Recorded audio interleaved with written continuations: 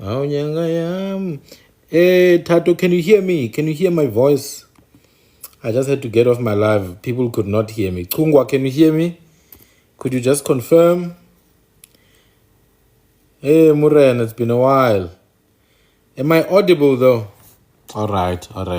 Hey, these things.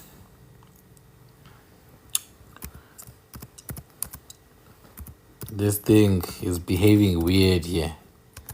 I had to restart my phone. I wish the gentleman who was asking the question can come back so that I can answer him. I wish he can come back so that I can answer him. Ish. Please share the live. Please tap the screen and share the live. So that the people can join. So that we can continue where we stopped. Yes, yes. I felt like that was sabotage, man. There's no way that the audio was audible. People could hear me when I was playing music. And when I started speaking, nobody can hear me all of a sudden. Very, very, very strange to me, actually. Very strange if you ask me.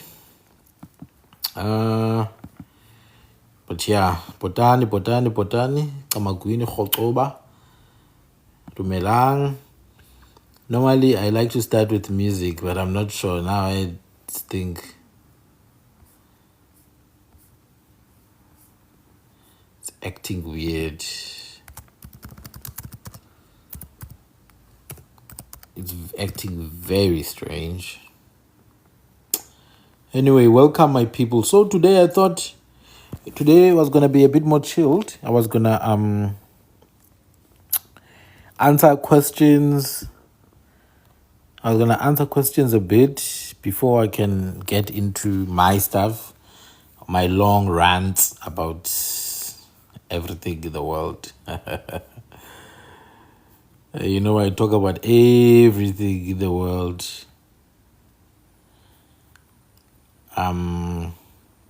So if you guys have some questions, please feel free to share. I will answer to the best of my ability.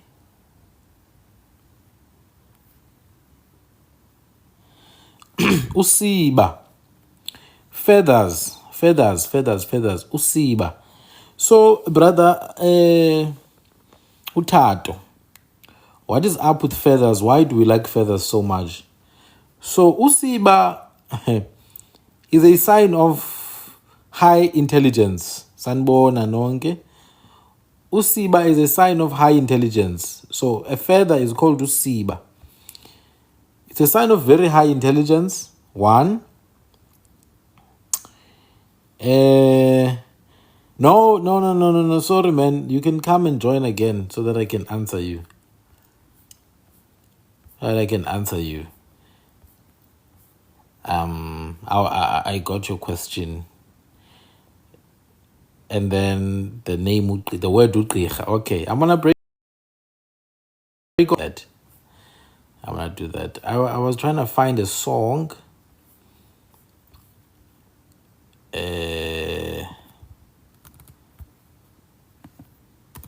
From Eswatini.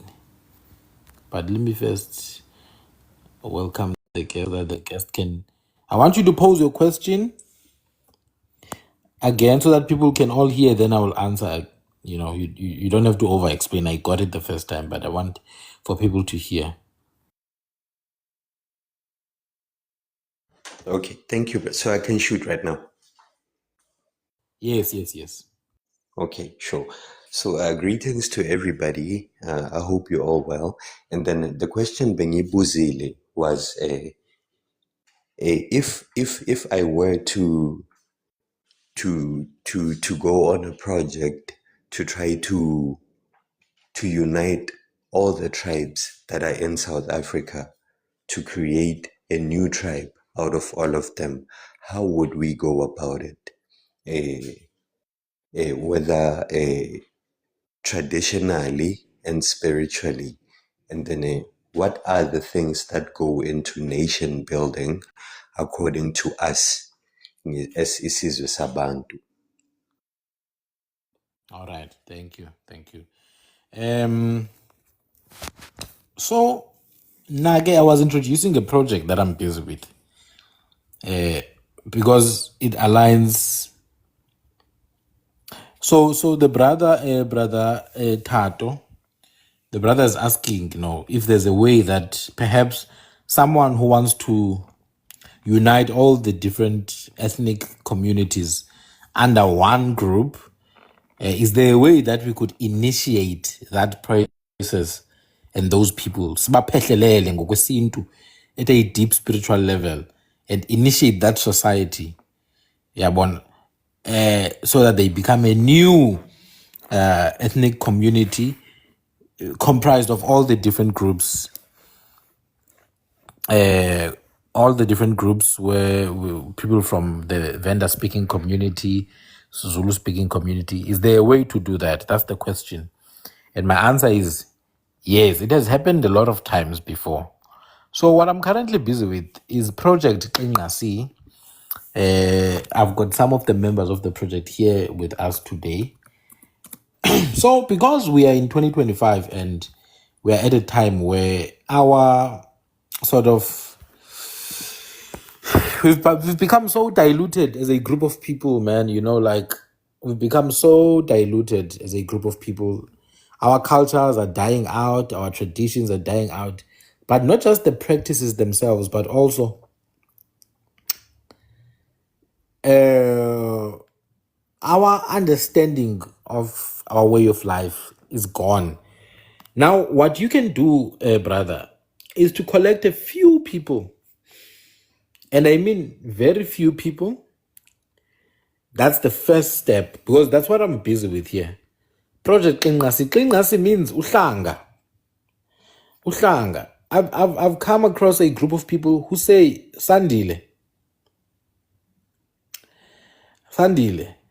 we see your teachings. We want to come to your house and learn and forge an alliance. That's how it begins. People must want to do it. So you say to people, I'm building isizwe. Let me say it first and foremost, you're not going to have an appeal amongst the millions of South Africans. Millions and millions of South Africans are delusional. They are not interested in those things. They just want to drink alcohol and dance every Saturday. So you must forget about that one already, because they're not interested in those things. But the few South Africans, different groups that say, look, I want to learn about our ancestry. I want to learn about the original way of life amongst our ancestors. The beauty with our people is that even our languages are literally the same thing. Whether someone speaks Chivenda, Kilubetu, Sipulana, there's always a way to show the not just similarity, but the common origin of our languages. So you need to have a deep understanding of that as well, so that we understand when someone speaks isiZulu, it's just a variation of isiNdebele. When someone speaks Ndebele, it's just a variation of Xhosa. When someone speaks Xhosa, it's just a variation of Kora. When someone speaks Kora, it's only a variation of Sesotho. When someone speaks Sesotho, it's not a difference. Instead, it's just a different expression of something that comes from common birth. And therefore, we stop then zooming in and are highlighting differences, but rather we solidify the commonalities between the groups. So this Project Klingasi, is a roots level, fundamental project that sort of like job of fragmenting the colonial idea we have of what identity is.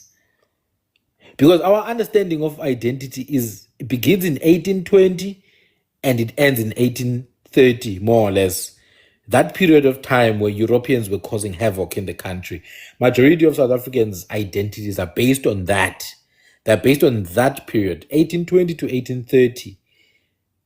Everything that happened between 1820 to 1830, that's what South Africans are focused and obsessed with. So you first have to go back in time then and make people see that 500 years ago, you were not what you think you are now. 700 years ago, you were not what you think you are. 800 years ago, you see, the deeper you go into that, the easier the people become in realizing, Uri, dang. So this is just a point in time. 1820 is only a point in time. It's only a reality at that point in time. By 1910, things were like this. By 2010, things were like this. So we are a people who have existed throughout this time. And throughout this time, we have assumed different forms of identities for different reasons. Now, you're asking, how does one create a society? How does one create a society? You just need people who are going to come together under one agreed upon group of principles.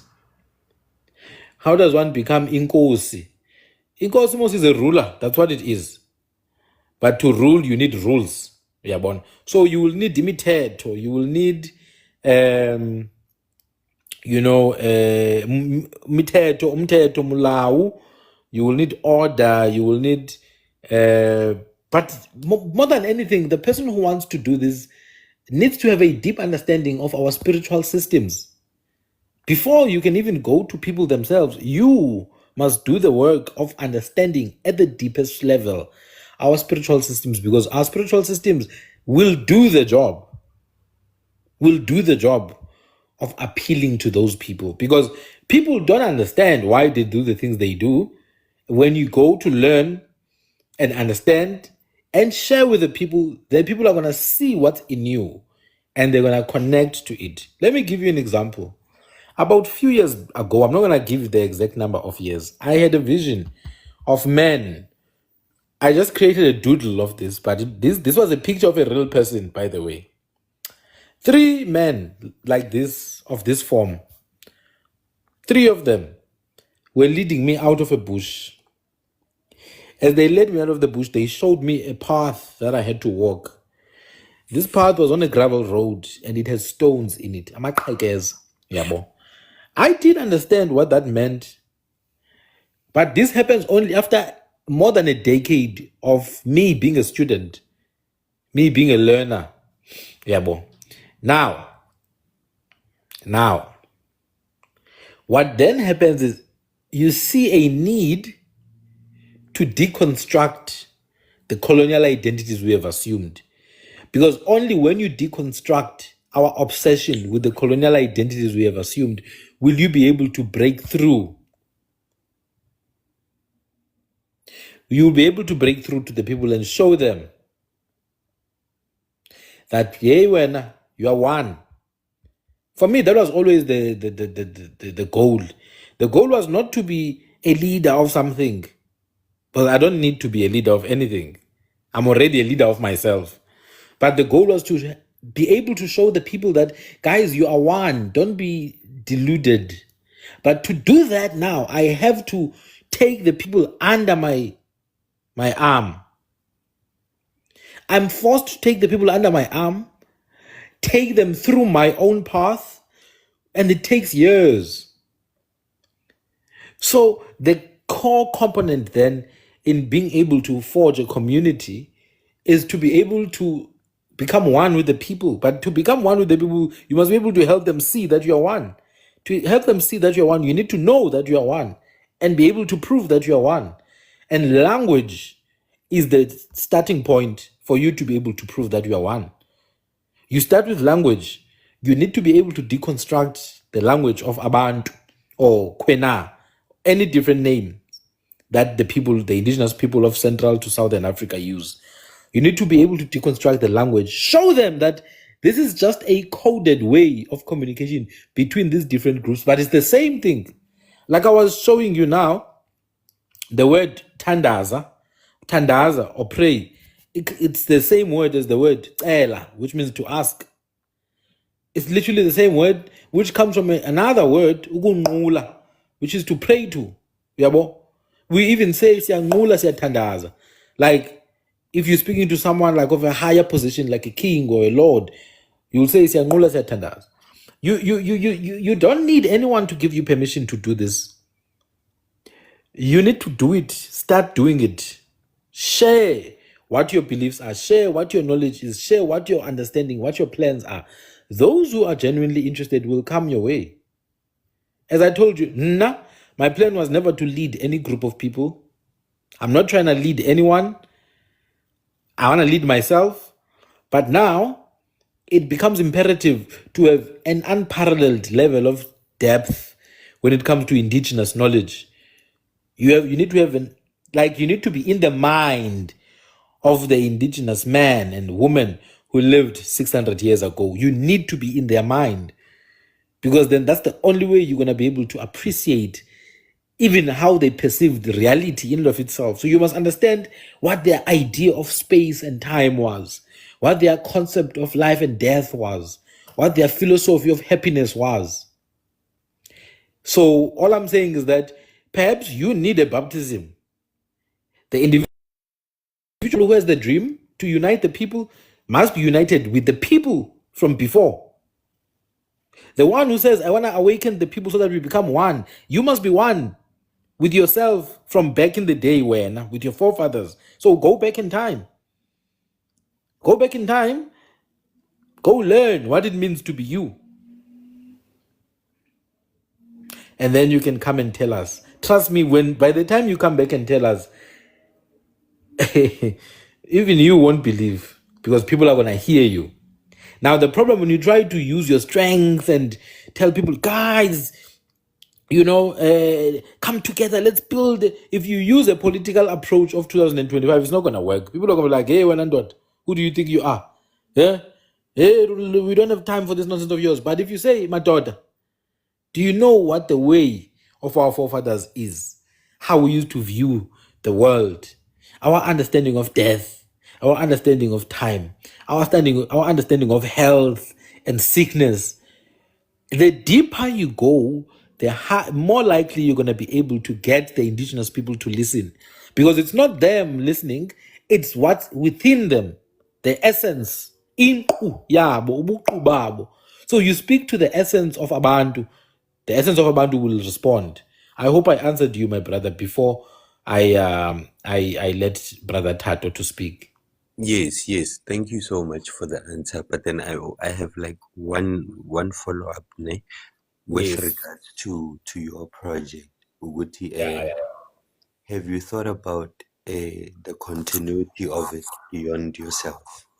And like, No, that's a long-term project. It's not just 6 months. 6 months is chapter 1, Baba. 6 months is chapter 1. 6 months is introduction to how you must think about reality in and of itself. But after 6 months now, we are moving to another layer. So it's like a long initiation process, basically. And I know words like initiation scare many people. Oh no, it's witchcraft. No, man. I'm talking, you are being initiated to yourself, to be opening your eyes. But your eyes can't just be opened to things you're not ready to see. You're gonna lose your mind.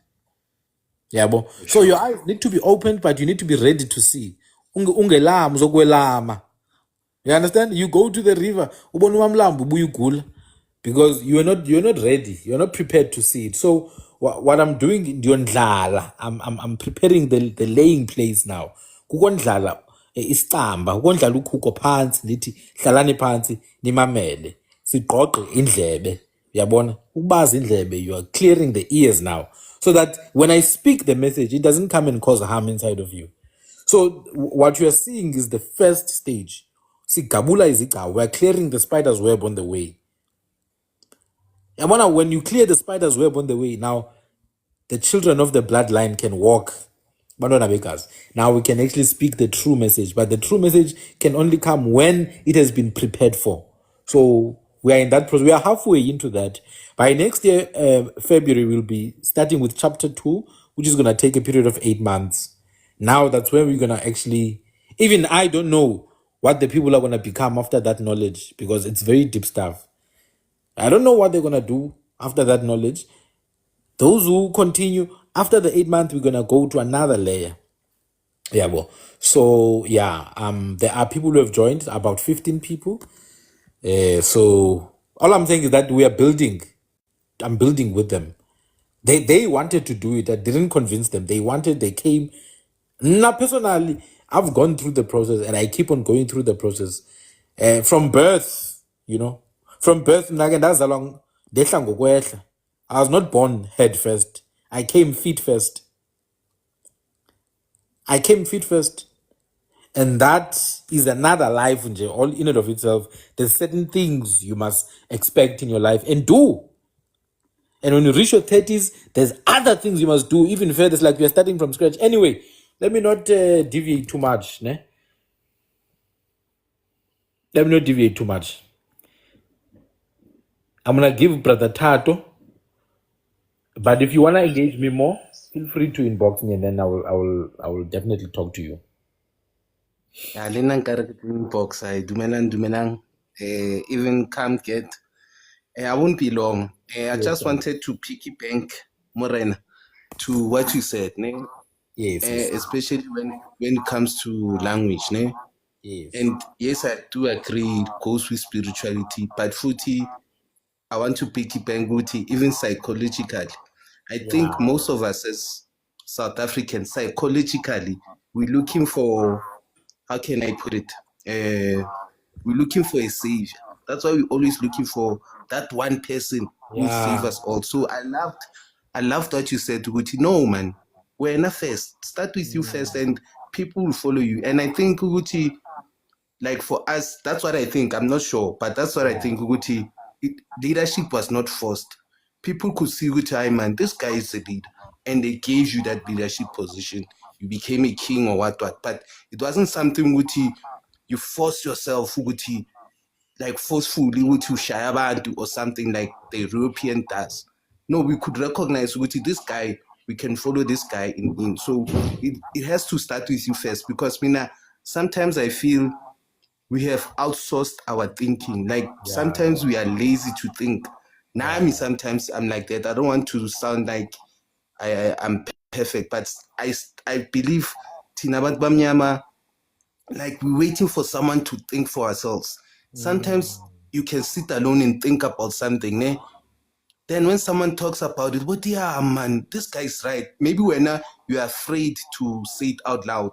And when someone says it, you want to pick it back, Uguti, yeah, this guy's right in, and you want to make them your hero. And the sad part, they lift you up, but once all this negativity come through, they'll be the ones who are also happy when the negativity comes through. So I think for us, psychologically and spiritually, guys, we should work on ourselves. That's why, I just wanted to say that, but I'll listen because so. But thank you for what you said. It made me think, lento leonet, psychologically and spiritually, guys, we should dig deeper. But yeah. I agree, brother. I agree. That's why I'm saying, like, you may have a vision of wanting to do something, but I think it should be coming from a much deeper place than that. It shouldn't just be a desire to want to do something. When you're dealing with people, that you really need a much deeper conviction. You must understand that your beliefs are going to be tested when you're dealing with our people. Our people are sick. Our people are broken. We are sick. We are broken. So I always say to people in my community of like doing these kind of things, I always say, this is the name of the book, Sonwa. This is Sonwa. It's actually the name of the Sukwini people. The Sukwini people in Eastern Cape, it's Sonwa, which means the people of the mountain, so-called Bushmen of the mountain. Sonwa, or Sonkwi, or Sokwi, Sukwini. So what I'm saying, my brother, I always say to people in the community that it's like you are a psychiatrist. You're dealing with you're dealing with people who are mentally sick. And I'm saying it in a allegorical manner. So from time to time, if your vision or your work is based on people, you trying to lead people, you're gonna fail. The people must also have been bought into this idea already. It must be something, a collective effort. Do you get it, my brother? I can't be in your inbox, brother Tato. Hey, Morena, please join me, man. Please support my work. Please share my things. No, I can't be asking you to do those things. I must go and work on myself, do the hard work, do the uncomfortable work, do the boring work, go and find out, decipher the truth, contrast and compare until I feel like this is very convincing. When people are listening, they can tell by themselves. And I'm saying people who actually think with their minds, because many of our people don't want to think. They like exciting things, they like sensationalism. But those of us who actually want to think and apply our mental faculties, they can tell, man, there's something more to this person, you know? And the beauty is, the more you learn about yourself, the more people are going to come and confirm it. Like, oh no, my grandmother said the same thing. My grandfather said the same thing. So we must not look for saviors. We must look for ourselves. That's the job. The job is to find yourself, understand yourself at an unprecedented level. Not to find a way to save your people. I feel like that's where a lot of our leaders, or so-called leaders of black people, not my leaders, the Steve Bikos and the Chris Hannis, that's where sometimes there's a disconnect. You need to have a way of embodying what you're talking about. You are what you're talking about, and lead the people to embody it as well. I love the Biko, uChamela, uNokwindla, uNcancashe. I love uHani, uChonyane. But somehow, a very, very, very small minority of people are familiar with their work. And their work is literally so important. But they were unable to permeate that message across time because it's almost like detached to the people. It's all about reading and all that. But the true power that has the ability to transform people is when it's about embodying the message. So the message here is that you need to embody the things you want people to be. You must be that way. If you say, people, you must awaken. You must awaken. Be one with your ways of your forefathers. Do it when.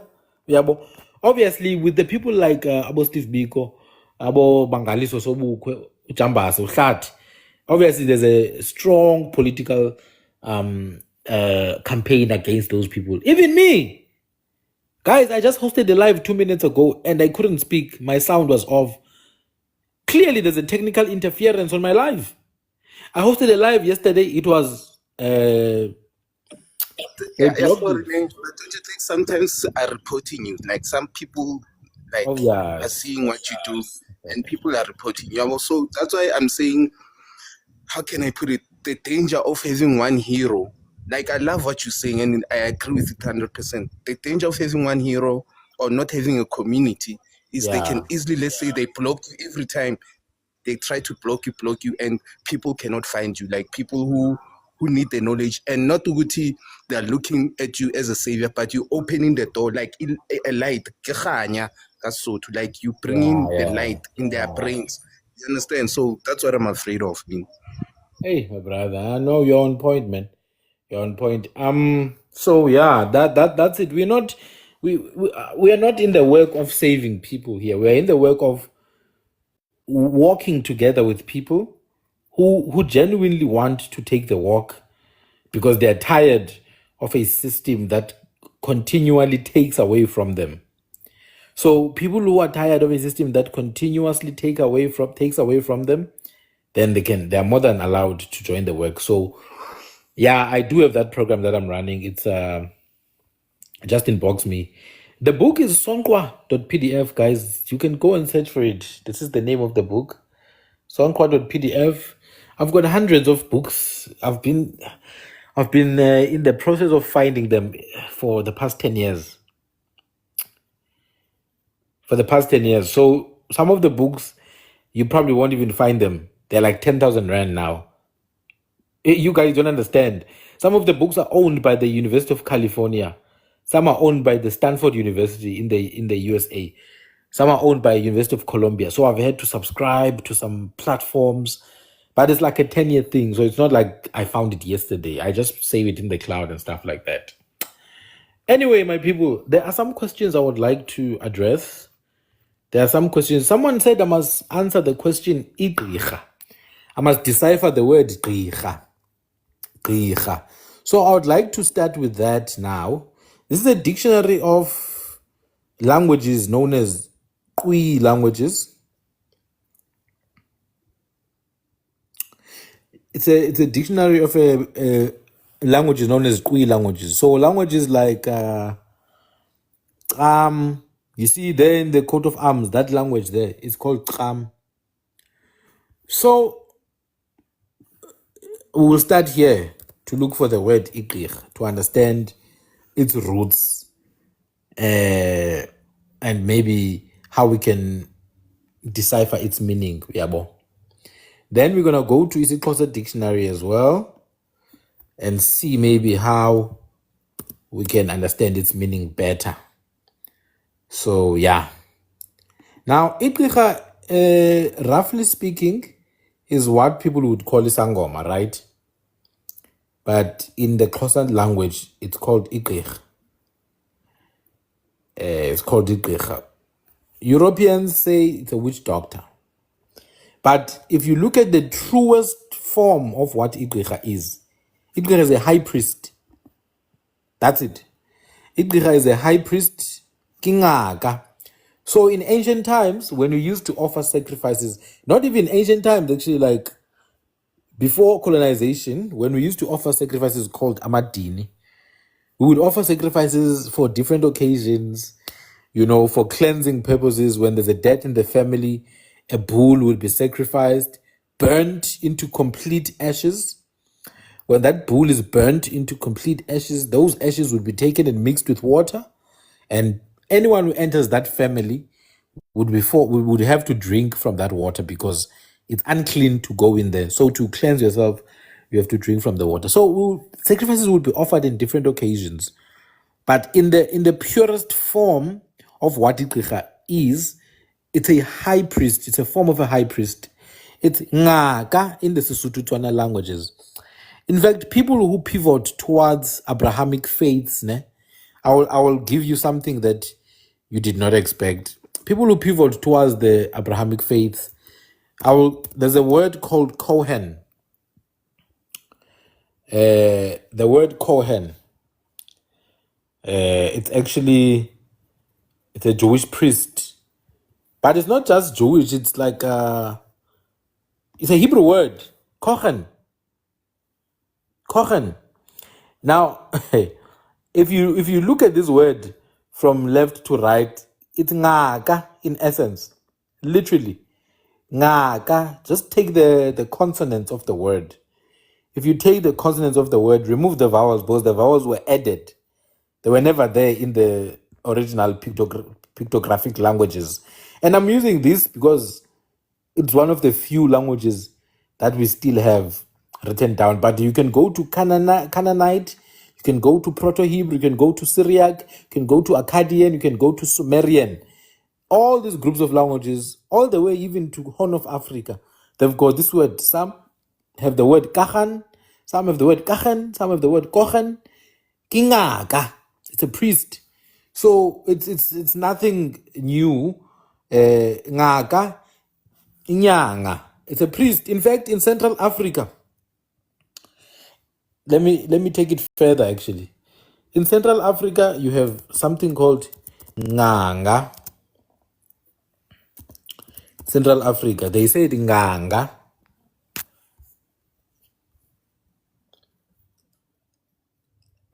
Just give me a minute. I want to show you. In Central Africa, it's called Nganga. Nganga or Banganga is a spiritual healer, a diviner, and a ritual specialist in traditional Congo religion. So it's not just Congo, it's Southern Africa, it's Middle East, Ngaka, Nganga. In isiXhosa, the highest form of Igqirha is called Igogo. Yabo. In fact, if you go to Brazil, there's a leader called Nganga Zumbi. Nganga Zumbi, which means the priest of Zambi, the priest of the creator being. You see? Nganga Zumbi. It is the first leader of the massive runaway slaves. So one of the how do I put it? One of the slaves in Brazil, they had a leader called Nganga Zumbi. Ngaga Zumbi. So anyway, my point is, it pivots towards this meaning. The Ngaga thing is not a standalone thing. You find it all over the world, yabo. You find it all over the world in the different cultures. You will find some form of priest. A priest, therefore, is an authority that will be the highest level in sort of like officiating spiritual events. So that is the highest official of spiritual events. So yeah, where people are unable to take care of themselves, a priest is going to come in and do that. For example, when there's a death in the family generally cannot, be active. Like in our cultures, when someone passes on, we mourn, siyazila. We mourn. We cannot celebrate, we cannot dance, we cannot do many things, we cannot go into social gatherings. Some of us cut our hair.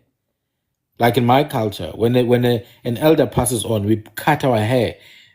You must wear torn clothes. Amadlav, that's what we used to call it. Although it doesn't happen anymore, but we know that's how it should be. When someone passes on, you must tear your clothes apart. In fact, there's a white clay that we put in our bodies when we mourn. We put white clay in our bodies, because the white is for transition. That's why in Central Africa, they will put dust on their bodies. Remember, the previous live I was explaining how umtu nentutu go hand to hand. So the clay we take and put in our bodies when we're mourning the death, literal or allegorical. That's why when boys go to the mountain, they put clay in their bodies, because the old dies and the new arises with them when they come out. Anyway, back to the story of Igqirha. Igqirha is one who's skilled in restoring or preserving health, as Igqirha is skilled in destroying it. I like that.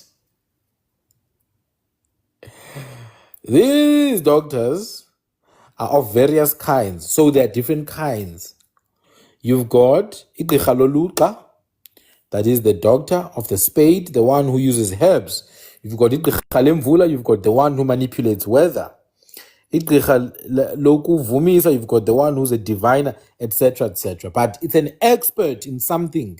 It's an expert in the art of manipulation of herbs and plants and chemicals in a way. So it's some kind of alchemist.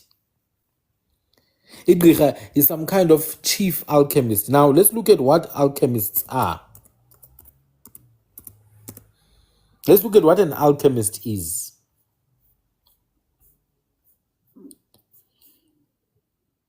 An alchemist is a person who studies alchemy or who transforms things for the better. That's what Igqirha is. Ngokwesintu ke, what we say Igqirha, we say gumntu onobugqi. Someone who has the gqi, at the highest level. You know what? When these kids say, "What's the qo? What's the qi?" Tinage, the gqi, we know what the gqi is. It is the essence of health, the essence of healing, the essence that brings better transformation in people's bodies and mental health. So Igqirha is someone who masters the art of transforming things for the better. Igqirha is someone who does good. That's what we were taught from a young age. Now, let's use this dictionary. I searched for the word magic. This is the Khwe language. I like how Lungani says the chi. Yeah, it is similar to the Chinese chi. Tina, we say the gri. And I will explain. Isintu, we say the ti. Ubu, ulu, ti. Now look at the Khwe languages. They say magic is tauten, choma, chosha, okende, ode, or oti, or trau, or traung, or gri. This word means gri. When you see this exclamation mark, you must know it's. When you see this G, you must know there's a deep voice. When you see this I, obviously you know I. When you see these two dots, it's a long vowel. So it's gri. Gri is the power and the expertise in something. Magic, you know what the meaning of magic is, Mos? Magic means the expertise in something. You know, it comes from the word magi. Magi is with these really wise people. Really wise people. People who have ability. Abantu banekhono. So ubugqi is expertise. The word magic comes from Old Persian magus, referring to a priestly caste of Medes and Persians. Aha! Through Greek magoi, the term entered Latin as magus and eventually Latin magike and Greek magikos gave English the word magic and magical. The root word is thought to come from the Proto-Indo-European mag, which means ikhono, ability, or amandla, strength, skill in something. So ubugqi, therefore, is to be able to do things that people don't consider possible. That's why when people fail to understand something, they call it gqi or magic or ubutakathi. So gqi is that, and then kha, on the other hand, is a verb that we used to explain when something abides in another place. When something is available in abundance in a place, we use kha. For example, the place of burone, we say kha burone. The place of mashashane, we say kha mashashane. Do you understand? In Isinguni, it's kwa. The place of Amazulu, where you find Amazulu in abundance, it's KwaZulu. So kha means in abundance of this, or to have a high ability in this. So gqi, high skill, magic, ability to manipulate things. Kha, abundance of. So gqi kha are those who have abundant skill in the manipulation of elements and energy. Now, gqi comes in many different ways, as people have shown in the comments, like chi for the Chinese, ubuti or uluti, which is particularly concerned with the mixture of herbs. Herbs, uluti, from the word umti, a tree. That's what igqi is, therefore. An expert in manipulating forces, but for the good. Now, gqi kha is the inverted version of that. Is the inverted version of igqi kha. So it's like the upside down form. They still have a similar ability, but they do it for evil. They do it for evil. So that's very important to understand that. That's the first question that I saw. There was another question. Someone was asking, what does the word qinasi mean, which I shared in my screen when I spoke about project qinasi. Qinasi. Now, qi is a word that means a house. There's a word called iqhiba. Iqhiba. Iqhiba is a word that means a house. But iqhiba is a masculine form of qhi. Iqhiba is only a masculine form of qhi. So when you see qinasi, it's basically iqhiba. Nga is a word that means first. The first house, or the first clan, or the clan of old. The clan of old. Qi means a house.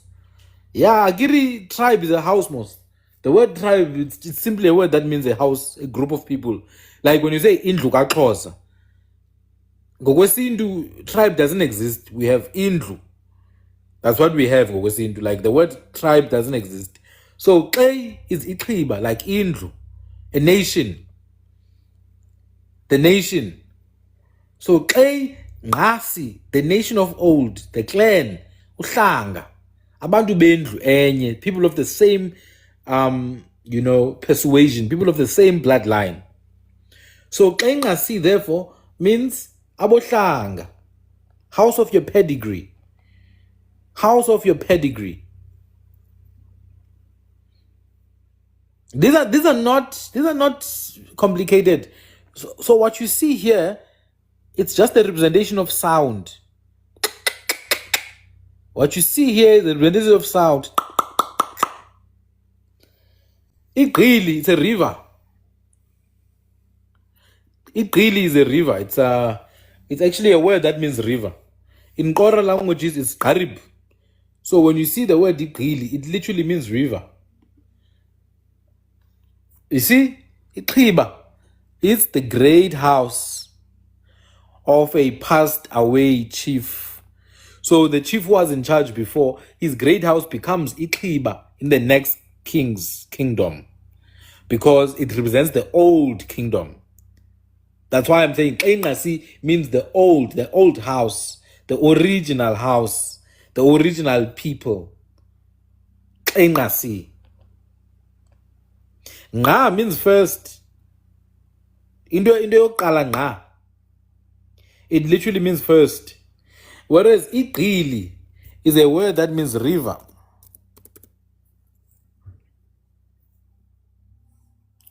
Let's look at the name for a river. You see, this is the Vaal River. It's Khai, Garib. Garib is what you find as Harib these days. They say Harib, the Afrikaners, the Dutch actually. They say Harib. It's Harib River. No, it's Garib. Really. This word literally means river. Khai literally means gray.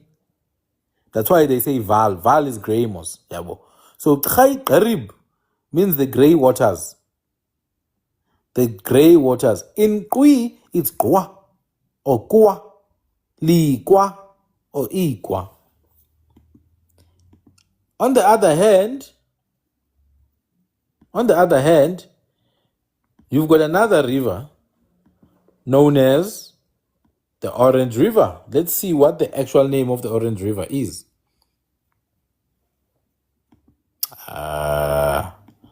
Just give me a minute. This is the Orange River. Ngu Garib. Ngu Garib is the river they call Garib, by the way. Orange River. But Ngu means black mos. Ingu. Something that's Ngu. It's black. It's the same as Ntu or Tu. Ngu Garib. Ingu Gili. Igili. The Blackwater River. Now, that's why in Lesotho, they will call it Sengu. Sengu, because it's Ngu Garib. AmaXhosa ati Gili. They use the last part of the word, Garib. Kisengu. Yeah, man. Why do you think in Lesotho there's a place called Kuting? Kuting means wind, man. It means wind. When you say Kuting, you're literally saying wind. The place with wind. A Kuting. In fact, the Mpondomise people even say Moyeni. They even say Moyeni. Because Kuting means wind. The place of the wind, where it's windy. Kuting. Ekugquteni komoya.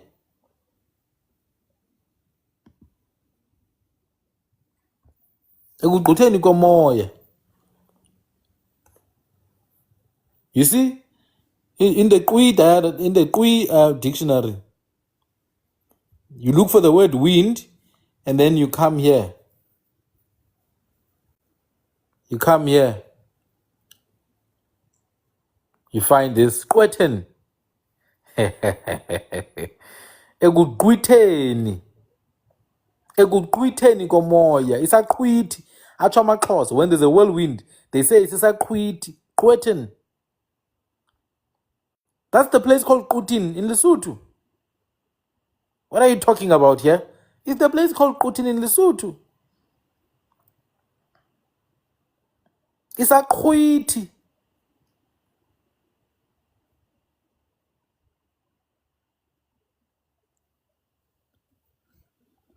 These are all different names for wind, by the way. All different names for wind. And we could go even further. You see, there in the Khwe dialects, when they talk about winter, they say mukwele. I know this word. Amongst Maputi, they have a lot of ancestors with this name. The Maputi there. They've got a lot of ancestors with this name.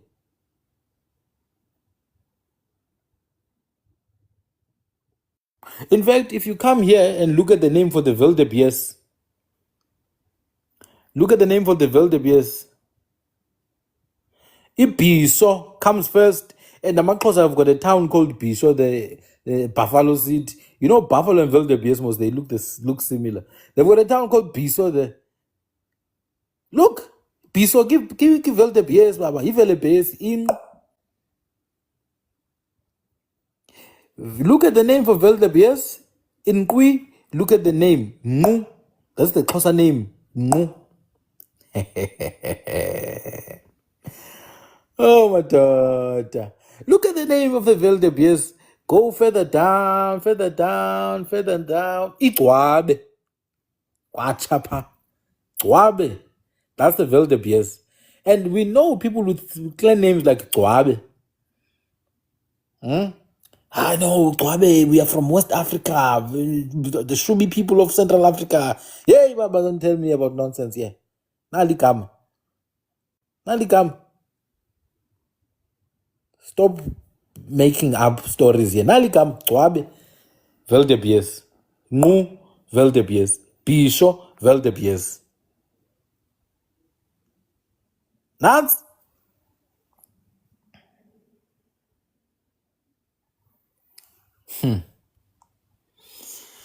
My dad. It's so nice, you know. Wife. When we talk about wife in the Khwe languages, you've got many different names for wife, ne? You've got akwete, tamate, tsau, tsou, edze, hosha, and you've got nga. Nga. When you talk about wife in Khwe, they say nga. Come on now. Umkami. Mphakama mkami. Bakubona.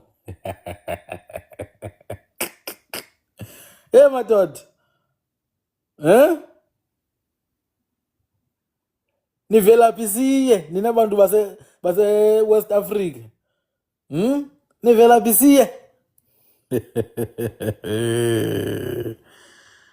Yo. Hlekisa apha.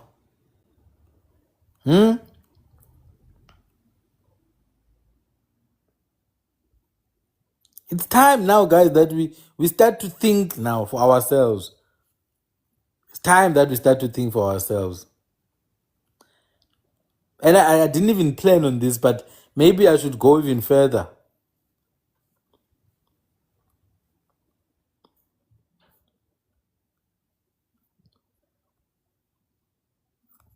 Maybe I should go even further. Yes, maybe I should go even further. So what happens is when you start to look at these things for yourself, ne? Maybe let's do this. Maybe let's look at the word for love in Khwe languages. What love means in Khwe languages. It's gonna look for the word which means love, ne? Let's give it a minute. I want to show you something. Today I'm gonna put you in class so that you understand. Kwachapa. Kwachapa.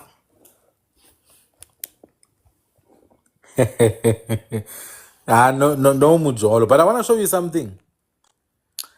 If you read this word, ne, this is N, and this is tang, and this is a, which means I love you. In Khwe, you say ntang a. It's I love you. Ntang a. Literally, I love you. Ntang a toi. Badod. Uthanda ndoni. Remember, intando is your will. Intando is your will. Tato, it's will. So, atang ntoi. What do you will? What's your will? What's your wish? Atanga toi. Why? Thou wilt what? Like, what do you will? What's your wish? Ntanga, I love you. This is the core of the word tongue, by the way. I know it's missing DNA. I will show you where it gets DNA. Don't worry. I will show you where it gets DNA.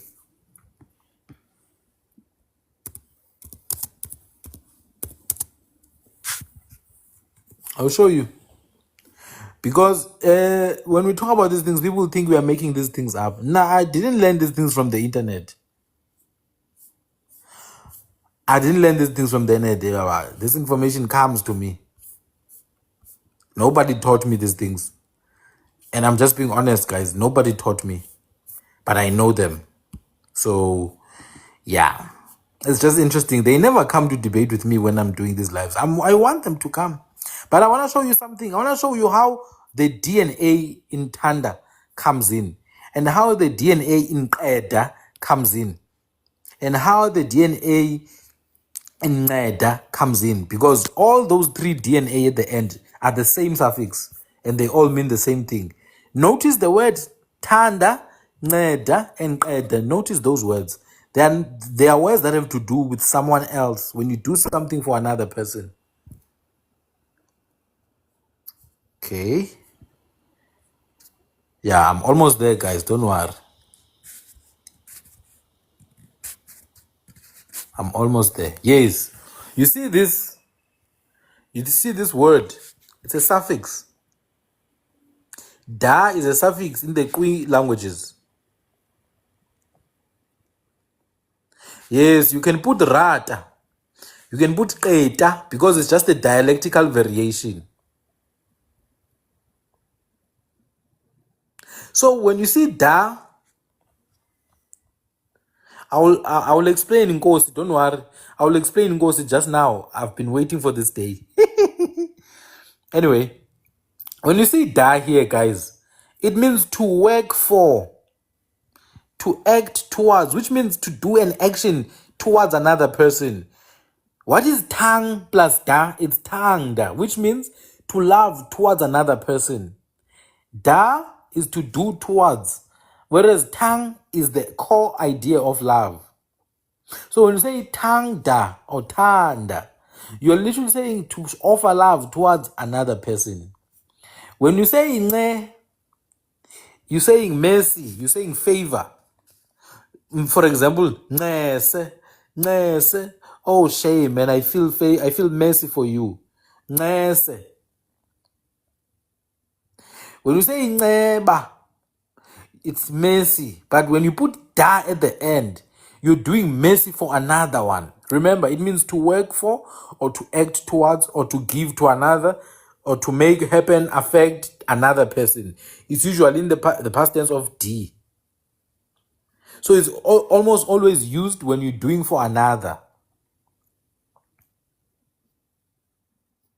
I'm going to read this sentence now. It says, Qaken, nceda, iqari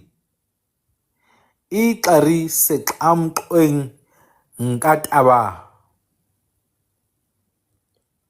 I'm not going to explain all of it, but I'm going to read these first two lines.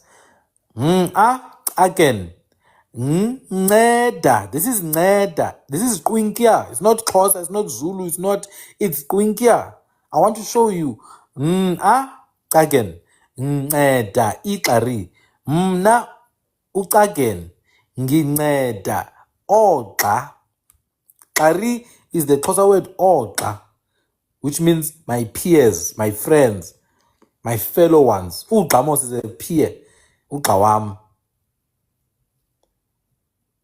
Think about it. Peers are usually the same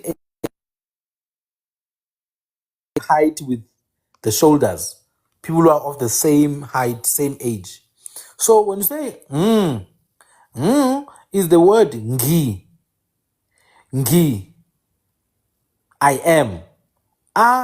Again. Ngiwu. Ucikwane. Ucikwane is what? It's the praying mantis. We call it ucikwane. It's again. Ngiwucikwane nginceda oxa. Again. Nceda iqari. I am the praying mantis and I help the fellows. Let's go and read it in English. I, who am the mantis, I did work for our friends. Literally, I'm the praying mantis and I do for our friends. I help. To help Moses to do for. Ukwenzela inceba. That's it. Xa usithi ndenzela inceba, you are literally saying, help me. Do you understand, guys, that this is very old and deep language? And these words like Kagen, Ucikwane, it's a praying mantis, it's a deep spiritual symbol in our cultures. If you are able to read this thing, understand it without even being taught at school, then that means the language has been kept intact for a very long time. So da is this suffix, it was usually written differentiated, like separated from the word nce. So this is nce. This long line you see here is just a click, it's a dental click. So nceda, nginceda iqari, nginceda uqa. Ngiwuqageni, nginceda uqa. I am Cikwane, I help uqa.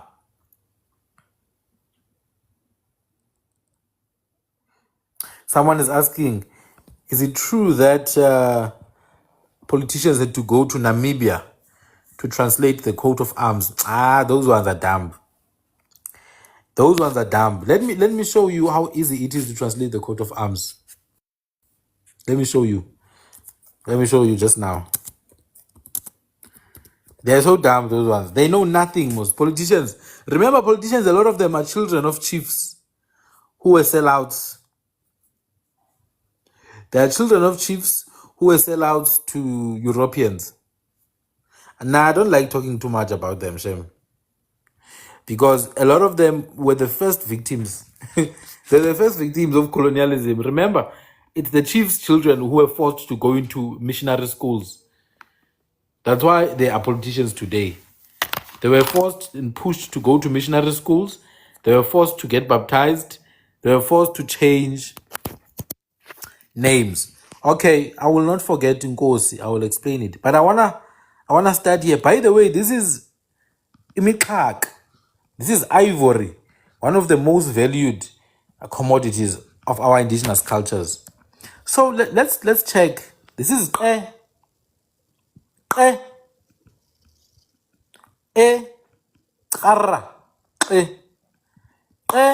Means people. Iziqu. It means people. Iziqu.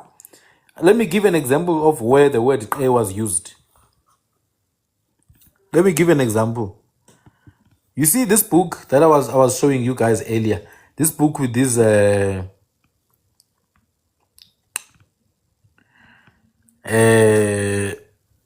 ivory was used to mark a military order. People of a higher military status had ivory jewelry made for them. It was used to mark a military order. Men used to wear it on their what is this? Biceps, on their arms, basically. Yeah, so it was like they were called this Nqaba.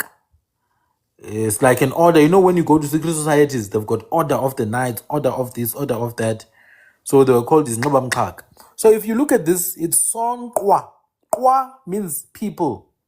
So means mountain. So Sonkwa is people of the mountain. So Kwa sometimes is also Kwe, Sonkwe, or Kwi, Sonkwi, or Sunkwi, or Sukwi.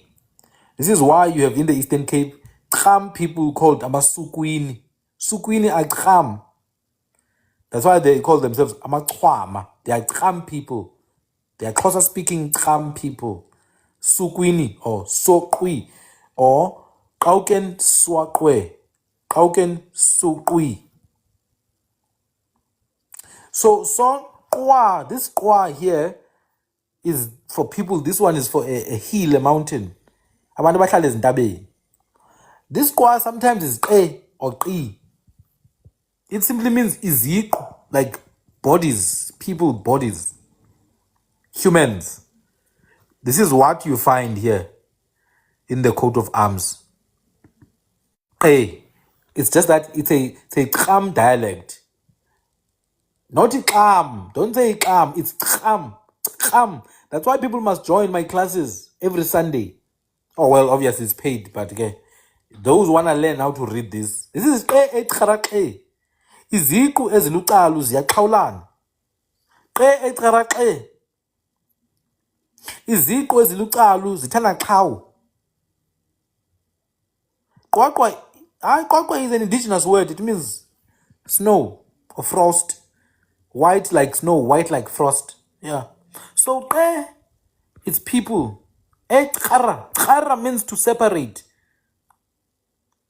It means to separate, to differentiate. Ukutalula. Ukutalula. To separate, to divide. So iziqu ezicaluliweyo eqarra. Come on guys, it makes sense, man. Is just another variant of qaw. Qaw means to come together. Guys, are you hearing me? Guys, I'm not feeling you guys. Are you hearing what I'm saying? This word, it means qaw, to come together. Ukuqawwa or ukuqhawula, to come together. Look at this. Iziqu eziluqalu that have been decided ziyaqhawulana. Oh, this is qaw. It's the Khwe word. If you go to Qora, it's qaw. That's why you have iqawa for the time of coming together. Iqawa. AmaXhosa, they call church qawa, which means the place where people gather together. Not nowadays. There people are shabaring each other. They hate each other. Isuka. They don't even like each other. They're just towing people's money. So when you say it's iziqu eziluqalu zithanda qhawu. So why did they need to go to Namibia to break this thing down? Come on, man. These people are so dumb. They're so retarded. Anyway, so this is imixhaka. Ivory. This is in Ngqolowa or Qorob. Qorob in the Khwemana languages. Then you have two Qe that are Qe each other. Then you have Igud, and then you have Umkondo here. And then you've got what is this? Protea. You've got a Protea. And those pyramids there. What is this now? I'm not sure what bird this is, eh? I'm not sure what bird this is, but I see the sun. But how could they be familiar with this dialect in Namibia? Some people are from here, most they're not from Namibia. They're not from Namibia. Amaxhwama, they're here in the Eastern Cape. Places like Sneeuberg. In Kramdebu. In Kramdebu. Yeah. No, this is an old symbol, actually. It's an old symbol of Southern Africa. So I just forgot the name of this traditional headdress. But also if you look at our beadwork, we always have this pyramid symbols. I'm thinking this is Ingqangqosi, by the way. I don't even think it's a blue crane. I think it's a secretary bird. But actually, let me see what they say. It looks like Ingangos to me. That's Ingangos. It looks like this one, but I may be wrong.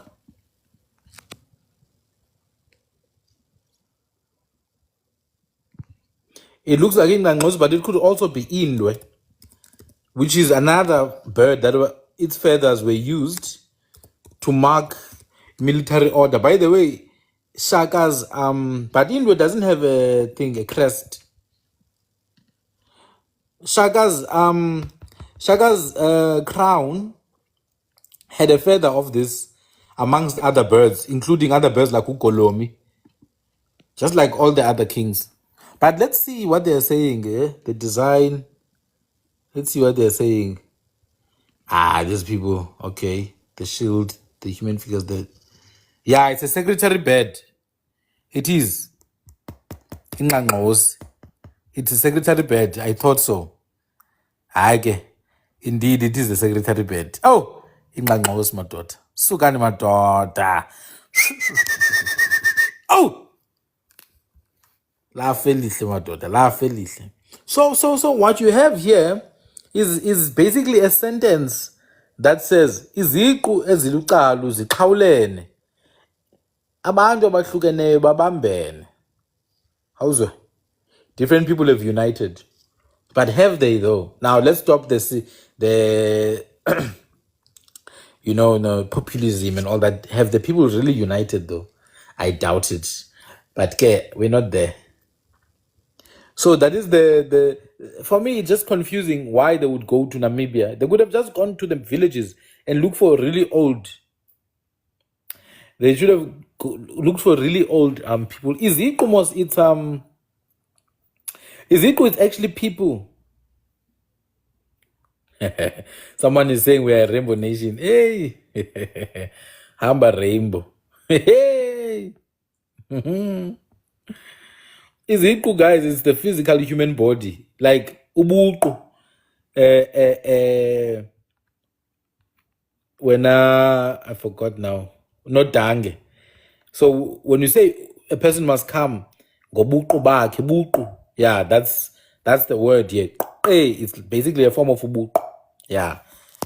Ekalu. How? So if what you guys are seeing here is the usage of primary verbal stems and the stem of words instead of using prefixes. So these words already exist. All of these words exist in our languages, but the problem is that when we use them, we add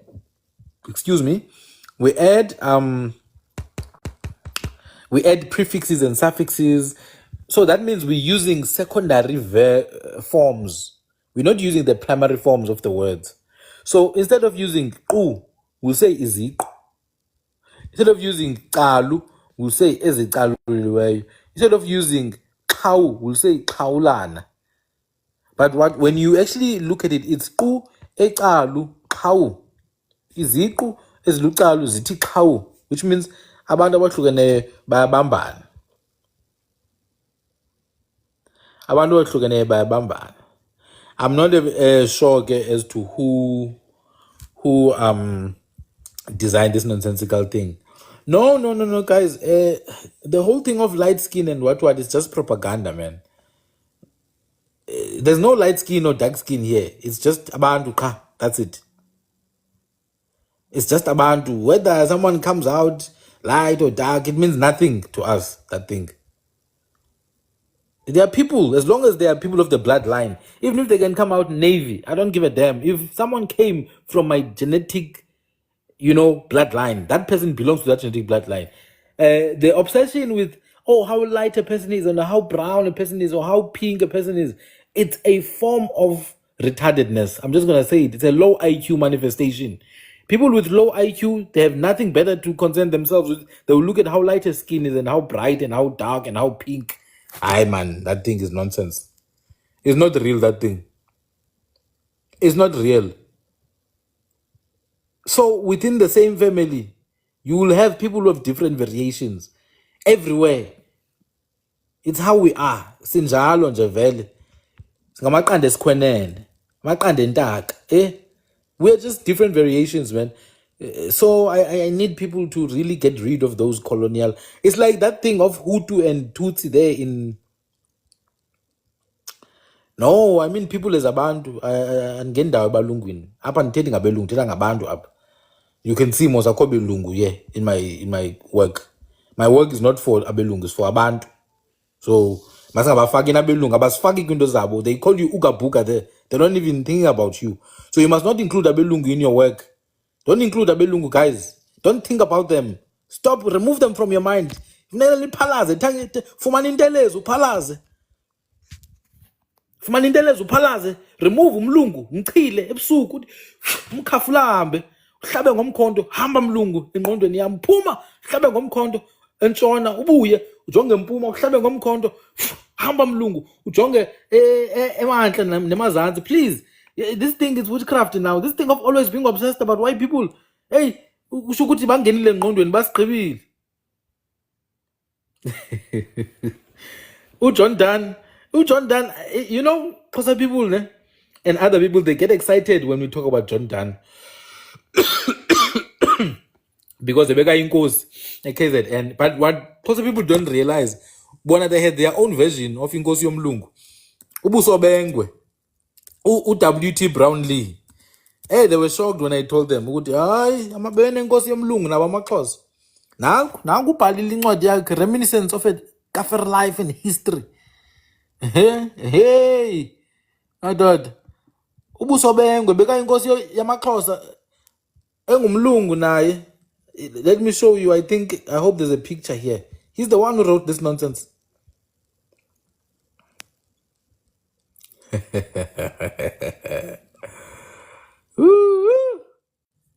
Let me see if I can find a picture. Bebembiza ubuso Bengwe, William Thomas or Walter Thomas Brownlee. He was the son of Uchalis. Uchalis. So we must be careful, guys. I told you, Uri, these royal families are all compromised. None of them.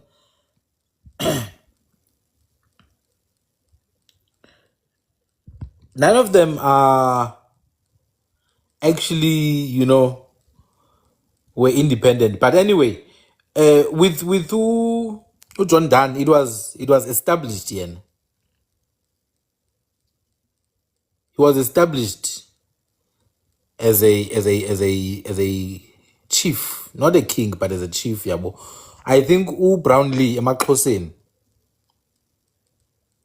Brownlee Emaxhoseni was perceived as a chief. Ubuso Bengwe. I just lost now the thing. I lost it, unfortunately. It's not here, but here it is. Uncle WT Brownlee.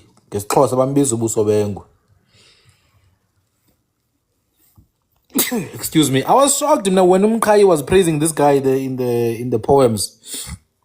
Umkai was, he's revered as the most powerful poet. Yeah. I was just shocked when he was revered as the most best white person ever. Why do you think these people's surnames still exist as Xhoseni? Omakeleni, Nomakinana. Why do you think they still exist?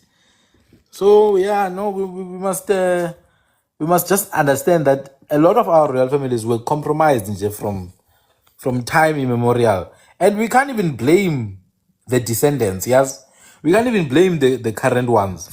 They were compromised 5 generations back. So what can you do when, as Umisuzulu of today, you find yourself literally chained on all sides by even the uncles there in the family. All of them, they are already bought. I agree they get millions from the government, which is a privately run organization. Now, someone asked me a very, very, very, very important word, inkosi. The word inkosi. Someone asked me to do a deep dive on the word. So I'm going to ask you guys to listen very carefully now. I'm going to do the word inkosi. Now the word exists in isiZulu and isiXhosa and other languages as well. It exists. Yes. Yes, it is actually Gauss. Yeah, well. Now, if you go to Central Africa, you will find the word Nkosi is used particularly for. Sorry, guys, you're seeing my stuff now. Yay.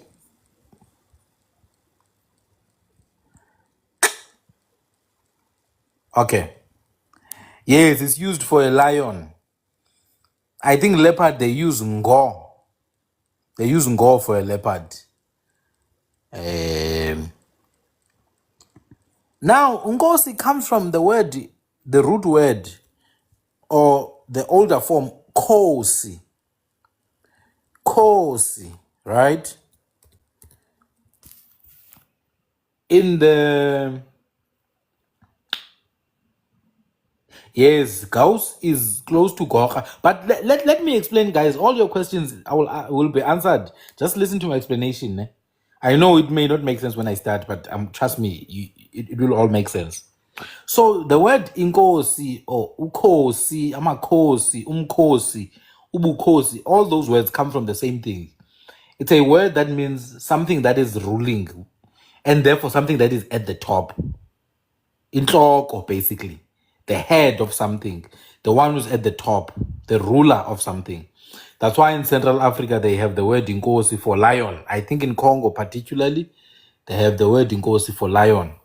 Now check this. There's a word inqolo. Inqolo is the back part of the head. It's also called ikosi and inqolonci. Ikosi and inqolonci. So there's a relation to the head. Inkosi is also related to the head. Kikhochi or khosi or hosi in other languages, like in the Tsonga Ronga Tswa languages, you have hosi. In the Sotho Tswana, you have khoshi and khosi. You see, it means a leader. But how does a leader lead? The leader leads through a government structure. Leadership. Now, there's an old word in isiXhosa for a leader. It's called inkokeli. You find this word in the what is this? In the Jub Jub song, Ndikokele bawo, which means lead me, Father. The word inkokeli, you find it there.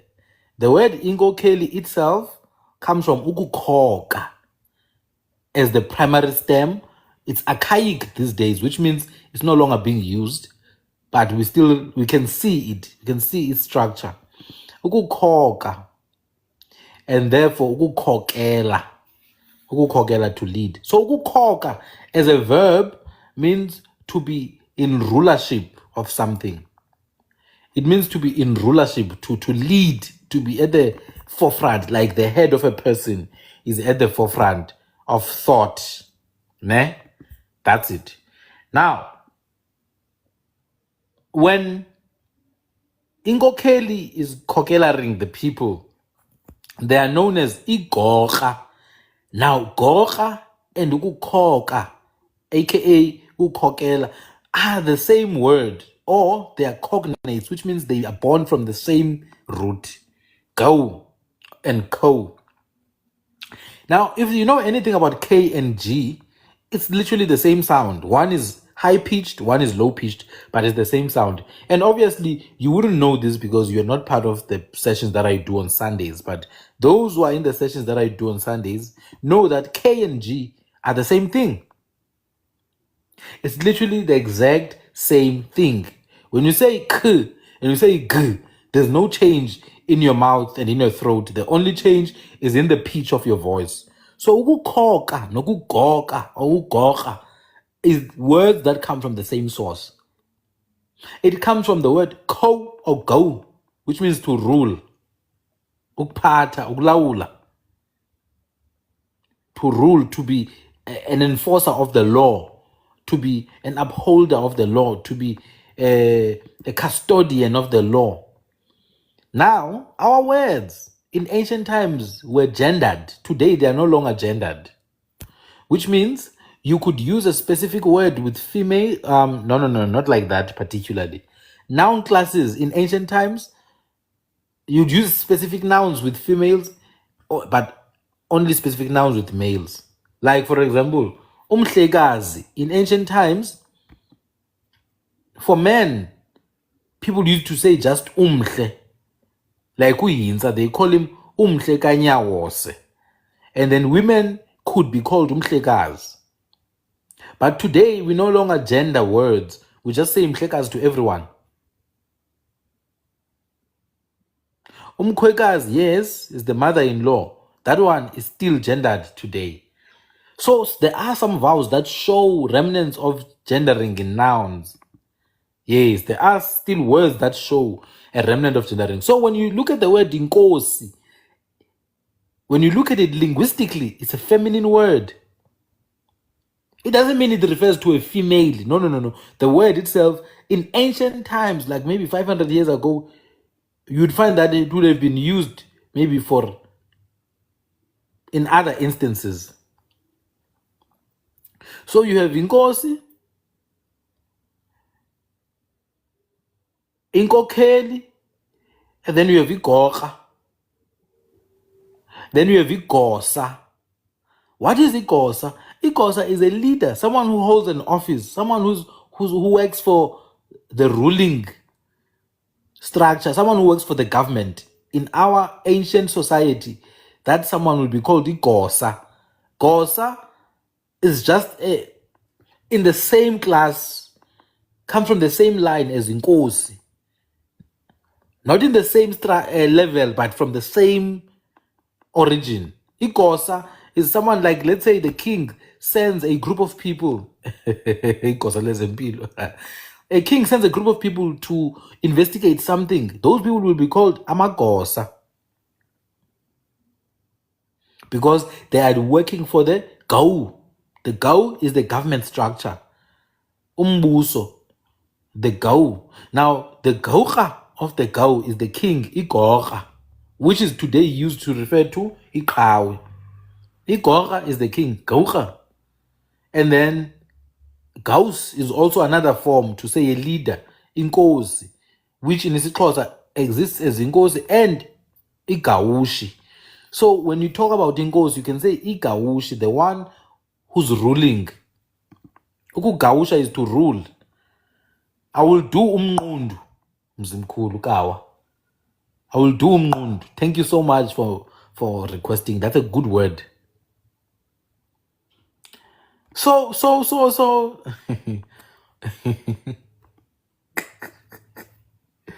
Hey, my dad.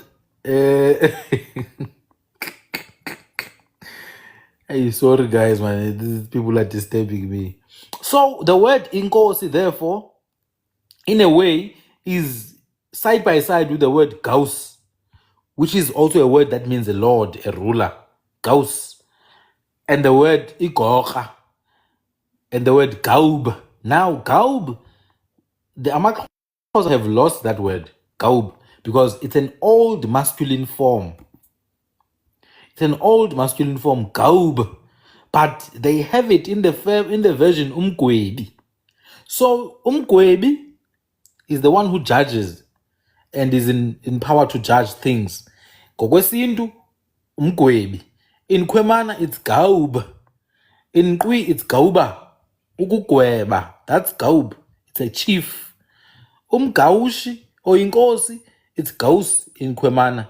It's khoshi in Sotho-Tswana, inkosi in Nguni, and inkokheli. So all these words are all related. They come from the same root. Whether you call inkosi umgwebi or umgawushi or inkokheli or igorha, they all come from the same root, which means to be at the head of something. Like the head itself is called ikosi. And therefore, all the structures that are created by the people who are at the head of something, those structures are known as ubukhosi. And the people who fight for ubukhosi are known as umkhosi. So, yes, that's it. Gaub in Khwemana, Gaub in Kwemana. Gauba in Khwe is umgwebi in Isintu. It's umgwebi, the one who judges. Gaus in Kwemana and Gaus in Khwe is Khoshi in Sotho-Tswana and umgawushi ngesixhosa and inkosi. Gauka in Khwe is igorha ngesixhosa. Igorha ngesixhosa. That's it. Then someone asked me to decipher ikumkani and ingotya. Ingotya is very simple. The word ingotya means something very long, something very tall. Think about the word ukugoba. You can't goba something that's already too short to goba. Yabo. So ingotya is something that's very long or tall. Ingotya ngotya. Yabo. And therefore it's used to refer to the highest chief. To the highest chief in a land. That person is called ingotya. The paramount is known as ingotya. Yes, ukugoba is to bow down. So something that's too long that you can bend. Indlondlo, yes, that's proper. You see that word indlondlo, that's exactly in the same context. All right, Fit Gogo. All right. No, you're more than welcome. You're more than welcome. So ingotya Nika, you're the one who asked about it. It's in the same context. It means the tallest one. It means the tallest one. But perhaps let me go back to Inkosi. I wanna just finish up, ne? In the Kora language, they've got something called a word. Igwatyumos is a song. It's a song of war. Igwatyu comes from the word ukugwaba, to sing. It's a song of war, song that is sung during war. It's an anthem. It's what people call igwijo today. It's not igwijo, igwatyu. There's no word called sun here. But I will explain it just now. So in Kora there's a word khau, which means to come together. Ne? Remember, I was explaining in the national anthem. All right, my people. All right. In the national anthem, I was explaining in the coat of arms. Sorry, I think I'm sleepy now. If you look in the coat of arms, the last word is Khwe, which I told you it's khau, ukhaulan. So in Kora they've got khau, which means to assemble, to meet, to get together. Ukukhaulan or khaulan. Khau. AmaZulu ati esigcawini.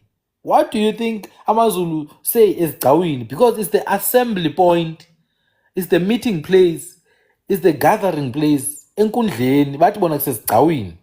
In Kora they say igcawu. AmaXhosa bathi kusecaweni, a place where people meet. So Kora, Xhosa and Zulu, same WhatsApp group. And then you've got another one here, Xhosa. Xhosa. It's a tree. Not church people, man. When our ancestors were creating our language, they were not thinking about church. They created the language to speak to each other. It has nothing to do with church, these things. So, Xhosa is a tree that is usually at the center of the chief's place. It's a meeting tree. It was used for hanging up men's meat. No, not this one.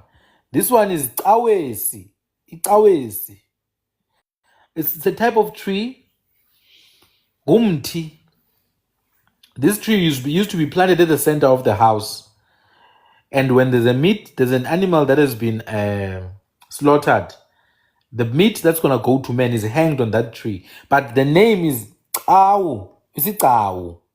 It's Iqawu, which means the meeting place.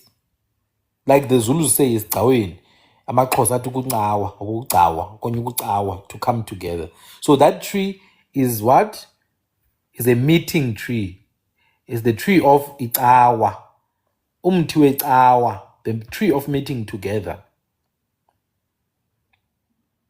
The tree of meeting together. Now, someone was asking about the word umnqundu. I just want to explain that the word umnqundu, guys, is not some strange word. Ne? It's a word that means the base of something. So if, like, for example, you are taking like a fridge, a refrigerator, when you put it down, thank you, Pulanala, thank you for that. So if, let's say, you are taking a refrigerator, you want to put it down on its back, its base or back is Ngundu. All right, brother. Tato, gold and diamond, I will do them next. Sorry, brother. So the base of a refrigerator, Ngumngundu.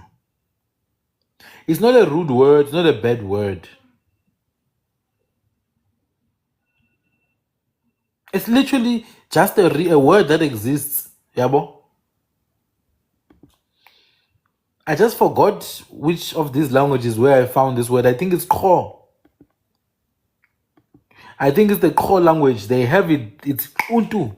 Untu is Khwe in Khwe. So when your parent, maybe nowadays they don't like to use it. But my mother told me straight when they were younger, when they used baskets, the elder will say, "Beka lingobozi ngomnqundu wayo," yabo, or isibunu. Kumnqundu or isibunu sayo, like the back of something. Now, I'm not saying that people don't use it to insult, but it literally means your back.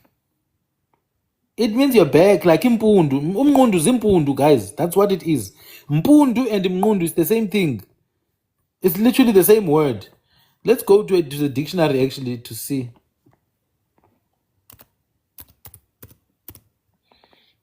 Impundu and umnqundu is the same thing. So if you look here, izibunu are the posteriors or a seat. The posteriors or a seat is ibunu, the back of something. And then umbunu, it's a euphemistic word for umnqundu. So it's a respectful way. So if you don't want to say umnqundu, you can say umbunu. Yabo. Umbunu wenyati. It's a tree. It's also called umnqundu wenyati. There's a tree called the buffalo's bums. I wonder why it's called that. But yes, there is a rude element to it because that's what people use it for. But in reality, it's not rude, that word. Look at this. Umnqundu is the fundament. That is to say, the basal form, the basal element of anything. The fundament, the most basal form of something. The basis. It is the exposure of the whole body. Okay. The bottom of a vessel. This is how my mother grew up, the word being used for the bottom of something. Umnqundu. So where is the insulting part here? Where is the insulting part? It's just used by people to say sibunu sakho or umdidi wako. That's what people use it for. It's not any more rude than sibunu or umdidi. It's literally the same meaning. Or when I say, hey, when I'm pundu zako. Yes. Beya buleke. Fasi kamarago. Yabona? Beka ingobozi phansi ngomnqundu. Umbunu kimnqundu is the base of an object. And I'm saying it very freely so that you can be comfortable to say it. It's not a rude word. It's like umsunu. What do you think umsunu is? Umsunu is an opening.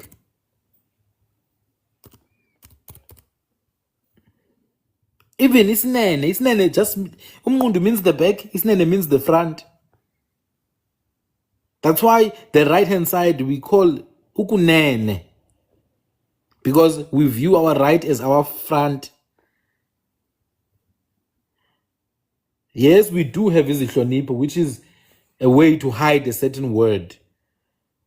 For example, umnqundu, you can hide it by saying umbunu.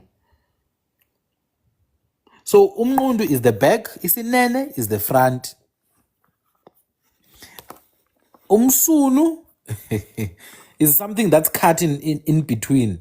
Like you see like a blazer that has that cut in between. You see a blazer that is cut in between, like at the back. We call that umsunu. That opening there. We call it umsunu. Yabo. We call it umsunu. So sometimes we need to ask ourselves why we think certain things are rude. You know, one of the people in the Eastern Cape, ne? One of the people who speak very clearly are the people known as Amampondo.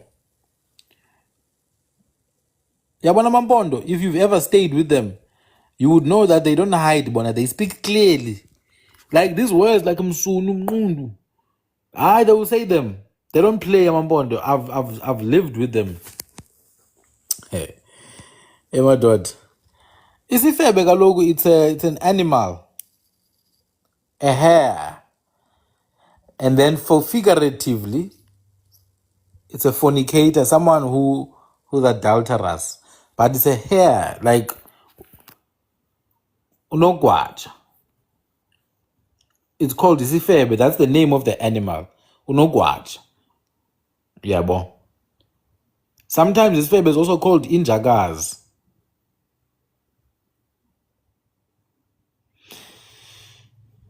Yeah, umvundla. Sisifebe as that's the name. Yeah, bo. There's many words that people use. They don't really understand the origin of.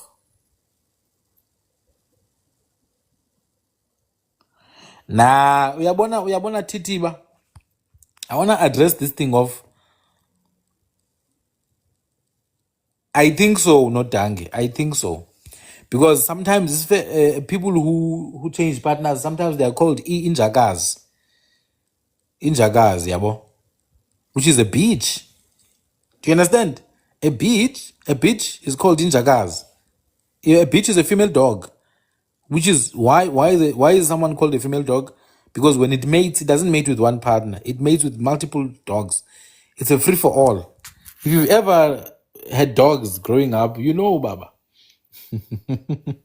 You know what happens there in the streets. As boys, yeah, we used to. If you have a female dog, you used to beat all the males that come in the morning at 6 a.m. The yard is full of dogs. They are looking for your beach. It's a free for all. All the dogs of the street are there by your house. And when the puppies come, hey, they are different colors there. The puppies are different colors. You don't know what's happening. So that's what's up. That's what's up. That's why they say beaches. I don't understand when girls call themselves beaches these days. I'm not sure if they actually. I'm not sure if they truly understand the whole idea behind it.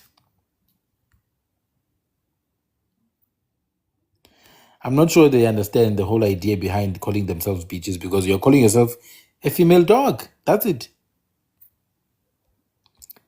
So it's important. Yeah, puppies don't look the same, yo. One puppy is black and white, the other one is brown, the other one is all black. It's different fathers. It's different fathers, Baba. Someone asked about ihule. Ihule is an Afrikaans word, guys. It's literally whore in English. It's not an African word. I know they even use it in like Shona and all that. That word is not a African word. In Shona, it's hure. It's Afrikaans, you know. If you look at it, it's literally the same word as this one. Now let's go to Dutch so that you can see. We don't have this word in our languages. So you see, whore in Dutch is hoer. It's hoer. A hookah. Hasla. Hey guys, let's not speak about these things, man. Manyala, you guys are talking about this manga now. Back to someone was asking about gold. I think it's a very important I think the very important part. Yeah, a camera room comes from gold, comes from Afrikaans. In our language, a room, ligumbi. Igumbi is a room. Now it depends what room it is. For example, if it's a sleeping room, it's called isilili. Yabon. If it's a place to cook, it's called iziko. It's not igumbi lokulala. We can't say igumbi lokulala because that's a translation of English. We must use the words we were using already. Someone is asking, what does msunu mean? Msunu means like a cut in between things. A cut in between things, like when there's a something that's split. Yeah, something that's split. You get the reference, most. It's three words.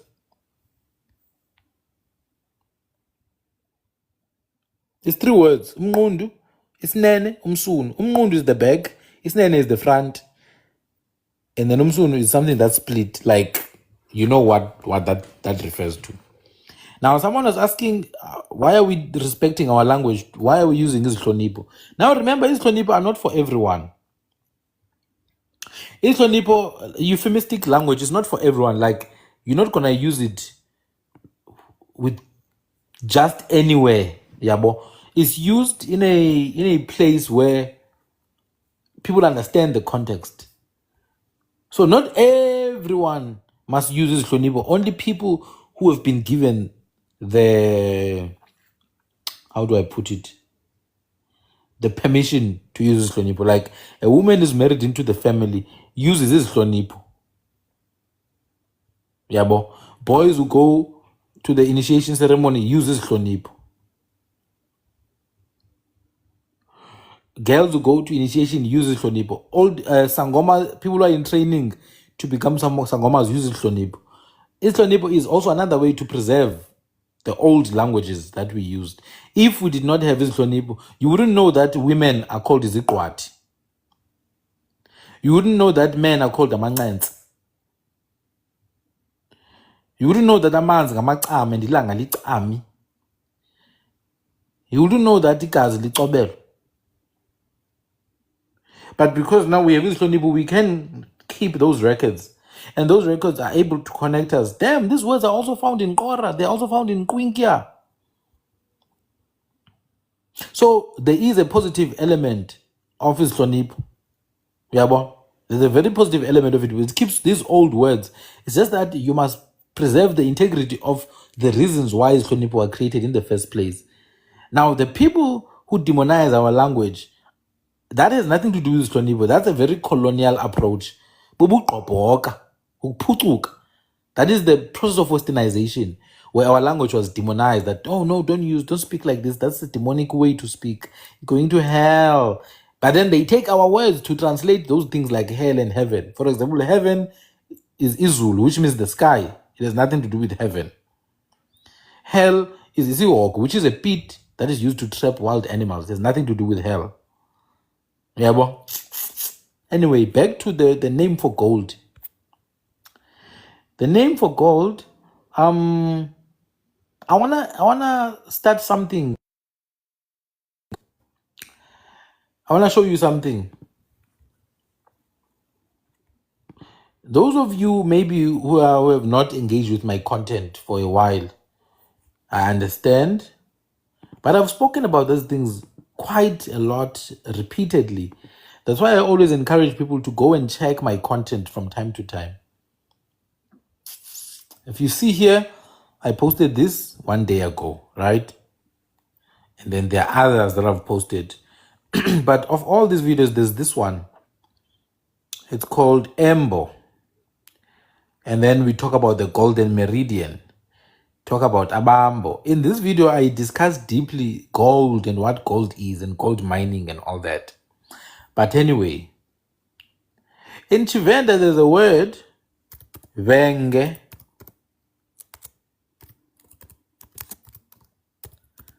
There's a word for Venge in Chivenda, right? I tried to... Sorry. I tried to or venga. Maybe let me put venga. This is an old word that I found somewhere.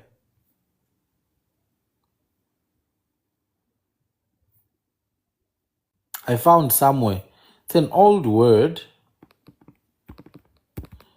It means some mineral.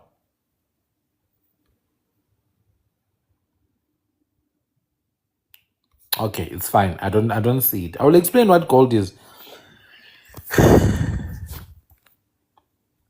Someone is asking, is it uklonipo when a woman marries a man? No, when a woman marries a man, remember, when they get to that family, they can't just use any word.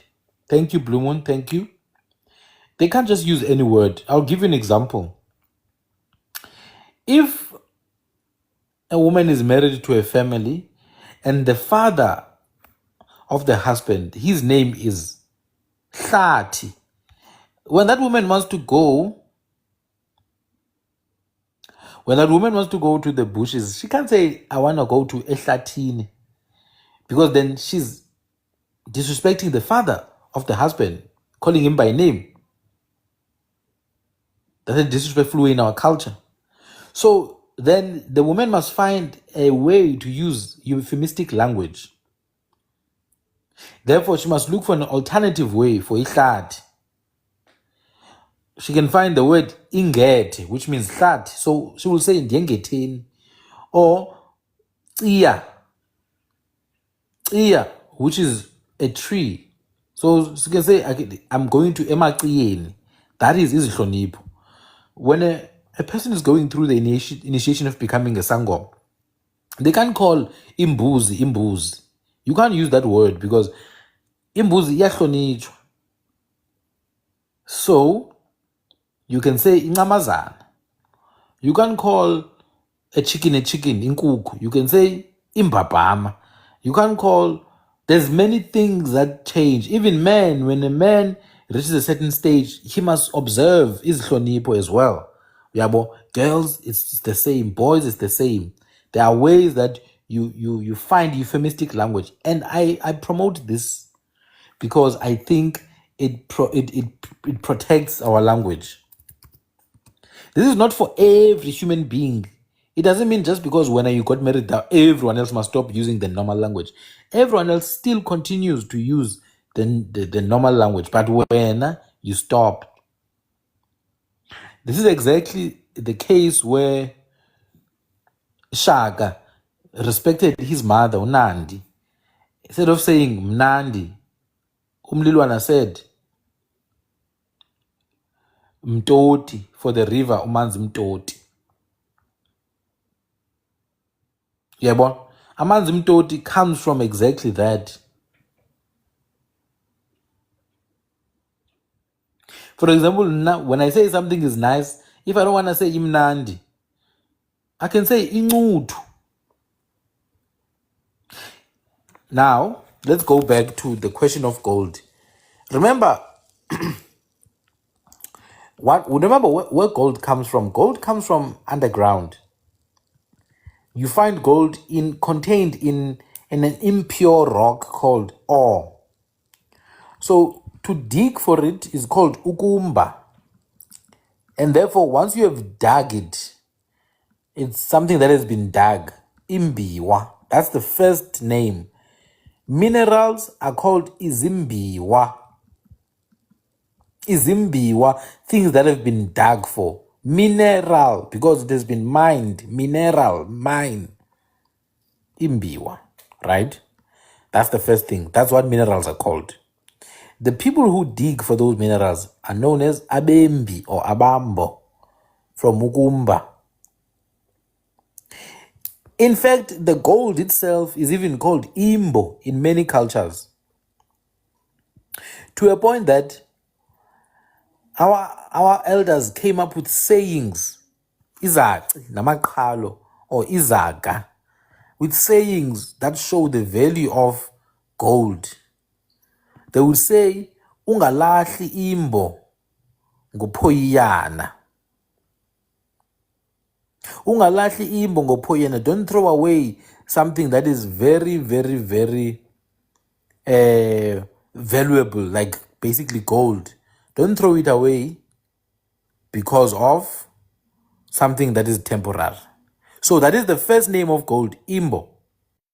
Very important. In fact, there are old dictionaries that confirm this definition. I'll show it to you now. The second name is a name known as Ubengo. It's what I was looking for in Chivenda, because I saw they have a name like this as well. Ubengo is a name that is particularly related to gold. It's a strip or cutting of something. In olden times, it was a glittering piece of gold or copper. It was called ubengo, worn by nobles, abakhulu, on the breast or forehead, like imbasa, as a decoration or remark, which is an order of distinction. So imbasa is something that is worn on the head by noble people in our society, same as ubengo. Now, ubengo comes from the word ukubenga, which means to cut or strip something. So ubengo was a stripped piece of gold, imbo. It's a stripped piece of gold, imbo, that was worn in the forehead.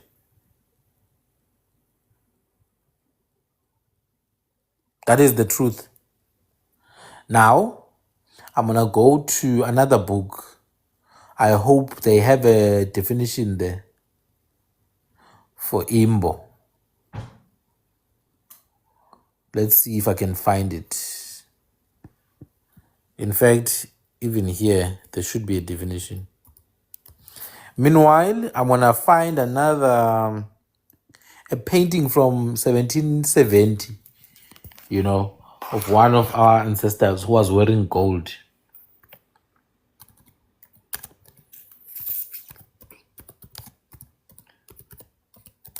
I want to find a painting.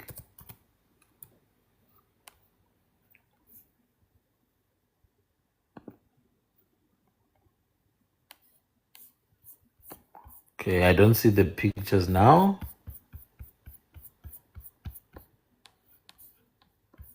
Oh, by the way, guys, you need to familiarize yourself with platforms like this. For the people who want to know where you find this information, the information is somewhere there online. You must find it in platforms like this. It's these libraries that have the information. It's just inaccessible to the public. That's the thing. But I want to show you a painting.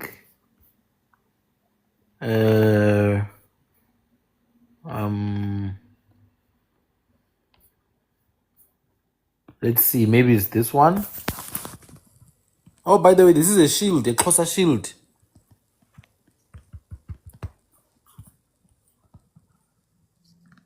This is the shield of Khwe from the 1700s. I've heard people say that Xhosa people didn't have a Makau. Well, they didn't call them a Makau, they called them a Makak. But yeah, it is a shield.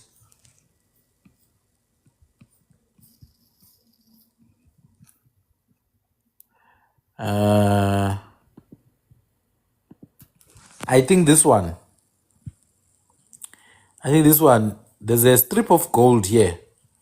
I don't know if you can see, but if you look closely, there's a shiny strip here. So usually these kind of strips are called ubenga. It's a strip of gold or brass at times. But if you look clearly, this is gold. Clearly, this is gold. And then someone was asking about ivory.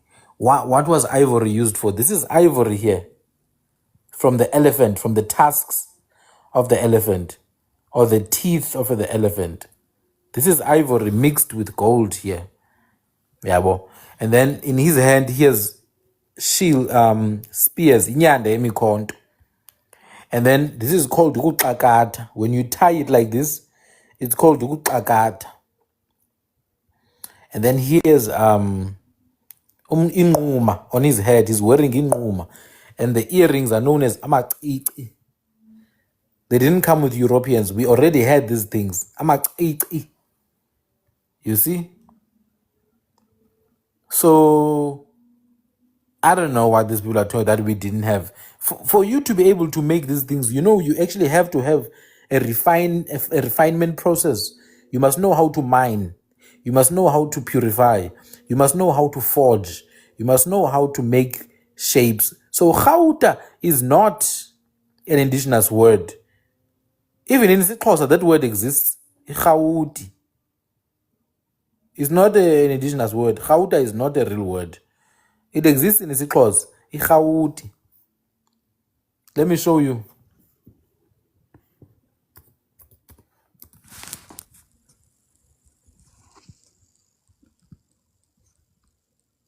Do you see where Gauta comes from? Do you see the language? It's Dutch. In fact, Dutch is related to many other languages. Ne? Let's look at the related languages like German. Let's see if in German they have something similar. That's how you know this one is not our word. Okay, Germans have something similar. They even have Geld actually in German. Geld. Yeah, boy. Now let's see what Africans say. It's goud. So goud is goud. It's goud. It's not an indigenous word. Remember, guys, we were colonized, so we took a lot of words from these people. In our language, it's called Ubenga, Imbo, Mutwibi, those different names. Umsesane, it's a ring. It's a ring. It's not from Europeans. We've always had rings, but they were not for marriage for us. They were not for marriage. For marriage, there's different things you could do. Like for courting, there's different things you could do. You could take, let's say, for example, a bracelet and give it to a woman as a promise. And then, or you could just go to the father, to the house of the woman, pierce a tail of an animal.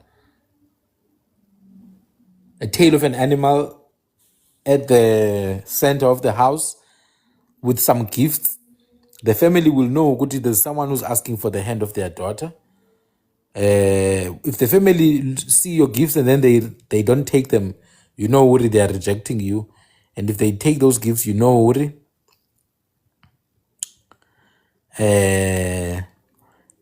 are accepting you. We are born. Or you can just send your elders to go to the elders of the lady to ask for the lady. Yeah, so there's different ways we used to do it, but rings were not really, a big thing in our culture. But also, like, for us, marriage is not rings.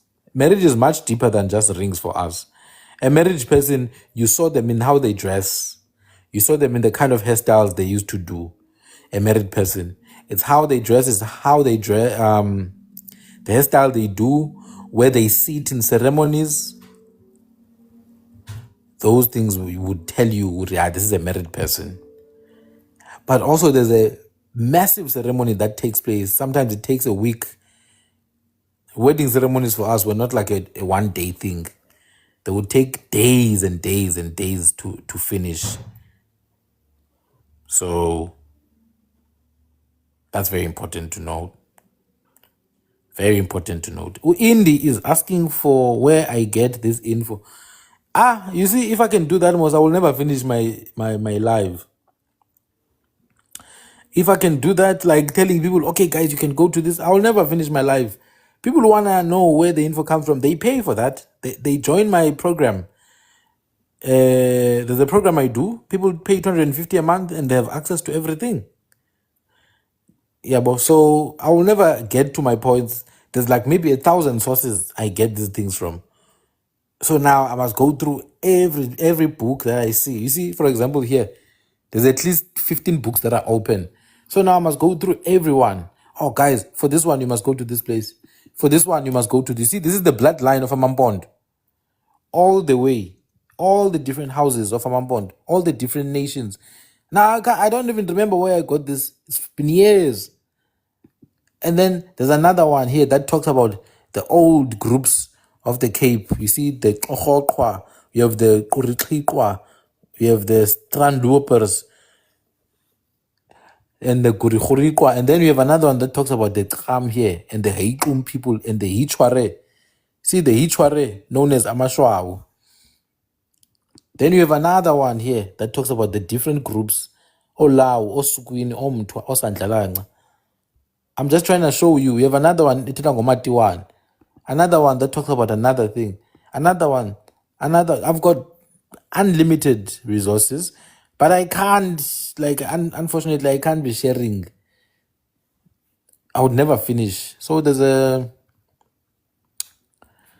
just join the program. You will have access to all these things.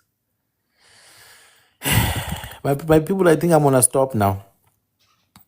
I'm tired. It's 12:30. I'll host a live later today. People are asking what program. No, I'm running a program for people who want this knowledge at a deeper level. It's called Project Klingasi. We started in August 2025. It's gonna finish in January. The first chapter is gonna finish in January. The second chapter begins. It's an 8-month process. Begins in February until September. And this is the kind of stuff we'll be looking at, materia medica indigena, imithi yesintu, healing processes, divination, and all those things, and what they really mean. Codex Autochthonus will be looking at law, what we understood property as. Was there taxation? If there was, what was the process of collecting? All those things. In this program, we're looking at family history, clan names, breaking down what clan names mean. So that's the current program that I'm busy with. Let me just give you a sneak peek, actually, of what we've already done. Just a sneak peek. So these are the clan names of one of the members. Ne? So one of the members, their mother is from the Ngoche clan. Before they began the program, they didn't know that Ngoche meant a battle in war. But I told them that Ngoche meant a battle in war. I showed them where I got that information. And then Dala, I told them, Moma, I told them, Msunu, Stumbu, Kwesamathole. We all know what that means. Ngunga, etc., etc., etc. So all I'm saying is that these are people who joined the program. They were able to get a deep dive into their clan names. They won clan names like Konsele, Tsele Kalinda Mkhonto, Wenawengwe Nengonyama. In Tsele, we know it's actually Ikeles. It's the honey badger. Yeah, but it's the honey badger. So I went deep into what Intsele is. Untsela kangakanani nasentendeni yesandla yenele. Mphiliphili. We went and explained that philiphili means people who are stubborn and headstrong. I'm just trying to give you an idea of when people want personal information like that and they're willing to pay for it, they will get it. Amaseko, it's hot stones that are meant to support what? To support pots. Ngamane, it's actually a core group of people. Amangqamane. It's a core, a Bushman group of people. You have Kuboni, Wenawendlovu, Isdwaba Sluthuli. We just go deep and deep and deep and deep and deep. And there's many, Amakwati, we went Untwaibane, we went Oklesibe, we went Jojo Mchuchumbe, Okazindlela. We went all the way to Amagcina. So anyway, that's beyond the point. It's $250 a month, yeah. Some people here in the chat are part of that program. All I'm saying, you are literally gonna have access to all the books that you can think of, but they are not enough. You must actually read them. People want these books, but you must read. You must literally read the books. Yeah, Amangqamane, yeah, those ones, they have Bushman heritage. They have Bushman heritage. Amangqamane, they have core heritage. In fact, they are definitely from the found amongst the Swati area as well, together with many other groups. So yeah. Anyway, my people, I'm gonna call it a night. It's late now. Someone who needs something from me, please send me an inbox. It's open. I'm not going to respond today because I'm not going to look at it. I'm going to look at it in the morning because right now I'm tired and I need to get some rest. No, guys. In my group, I've got Tonga people. I've got Sutu, Tswana, Zulu, but it's for Abantu. It's for Abantu, Baju, Wanu, Kwena, Khwe, Khwe people. It's not for Abelungu. I don't accept Abelungu. Nama-Slams, Nama-Pakistani, Nama-Somalia. It's not for those ones. But Abantu, if Umutu, if Umutu, then you are allowed to come in because, it's not Zulu, Xhosa, or what. I don't do those things. If ungumntu nje. Because Zulu and Xhosa and Sutu is the same thing, most. You don't know that Amazulu, a huge chunk of Amazulu. In fact, if you look at the Ndungwa group, actually, they even have a stronger connection and affinity to Sotho-Tswana speakers. The Ndungwa group have a very strong affinity. Oh, the observer is here. So the Ntungwa group, amongst Amazulu, they have a much stronger affinity to Sotho-Tswana groups from the northwest area. We are born. And when we talk about Ntungwa, remember we talk about the Nkwa people. But within Amazulu themselves, like guys, it makes so much sense when you start to decipher these things. You can go as far as Limpopo. There's no way you can separate the people of South Africa, man. You can go as far as Limpopo. The very name Limpopo itself, you do know, is not Venda or Tonga or what. It's a Nguni word, Limpopo, from Ukupopoza or Impopoma. It's a river with waterfalls. But in Chivenda, which is a very nice language with many dialects, they've got Vembe for that river. So last week in my sessions, to show you that it's not just for Zulus and Xhosas and Pondos, last week in my sessions, I spoke deeply about Tsonga and Shona phonetics because and Venda phonetics because I feel like people don't really understand these phonetics. I'll just show you something small. Good morning. Kindly research me the Ngasana. No, Ngasana is Bushmen. Those ones. It's Khwe. It's Khwe people. Ngasana, Omsweli, Omsimang, Oduma. Those Gabatwa. There's nothing much to even research. It's very, very, very known. It's well known. But some of the phonetics of Tonga and Shona, it was this thing for me. The whistled sibilant. In Tswa and Ronga languages, you have a sibilant that is whistled. It's called the whistled sibilant, where you'll find in names like Utashikuma leshlabak. Utashikuma leshlabak. You'll get what you're looking for. Yabo. And then words like Mashringo and Shamaronga and Shangarai and Raip. So nobody's gonna know these things if they think tribally. Yabon. Nage, I don't do that. I learn language because I know that these groups come from the same source, particularly the people within the borders of South Africa and obviously people in the peripheries. So that is going to be countries like Zimbabwe, Mozambique, Botswana, and Namibia, and also to another extent, people in countries like Malawi. You know, anything below the Congo, all the way to Angola, there are groups that share strong affinity to us linguistically and genetically. Yeah, well, and genetically. So, but I mean, all I'm saying is that if someone wants like information that is specifically their family information, you're gonna give me some time to go and find it out, unless then there's actual incentive. In Madagascar is we do share some genetic ties with those people because remember, Madagascar has a population of Southeastern African people, like Tsonga, Watswa, possibly some northern KZN people in Madagascar as well. We are born mixed up with the Malagasy, so the Pacific ethnicity, the Pacific ethnicity. So you have Malagasy and Southeast Africans who mixed up together to produce that population of Madagascar. So our people were taken there as slaves with other populations along the east coast of Azania. Now remember, Azania is not South Africa, but the entire coast of Zanzibar, Tanzania, Kenya, Somalia, Eritrea, all the way to Musa Ibn Bikwe, which is Mozambique. Guys, you see this thing of decolonization? Hey, these countries in the East Africa, those countries, they need help. Hey, they are some of the most colonized, those ones. From Mozambique all the way to Egypt. They need to be freed. But anyway, that's beyond the point.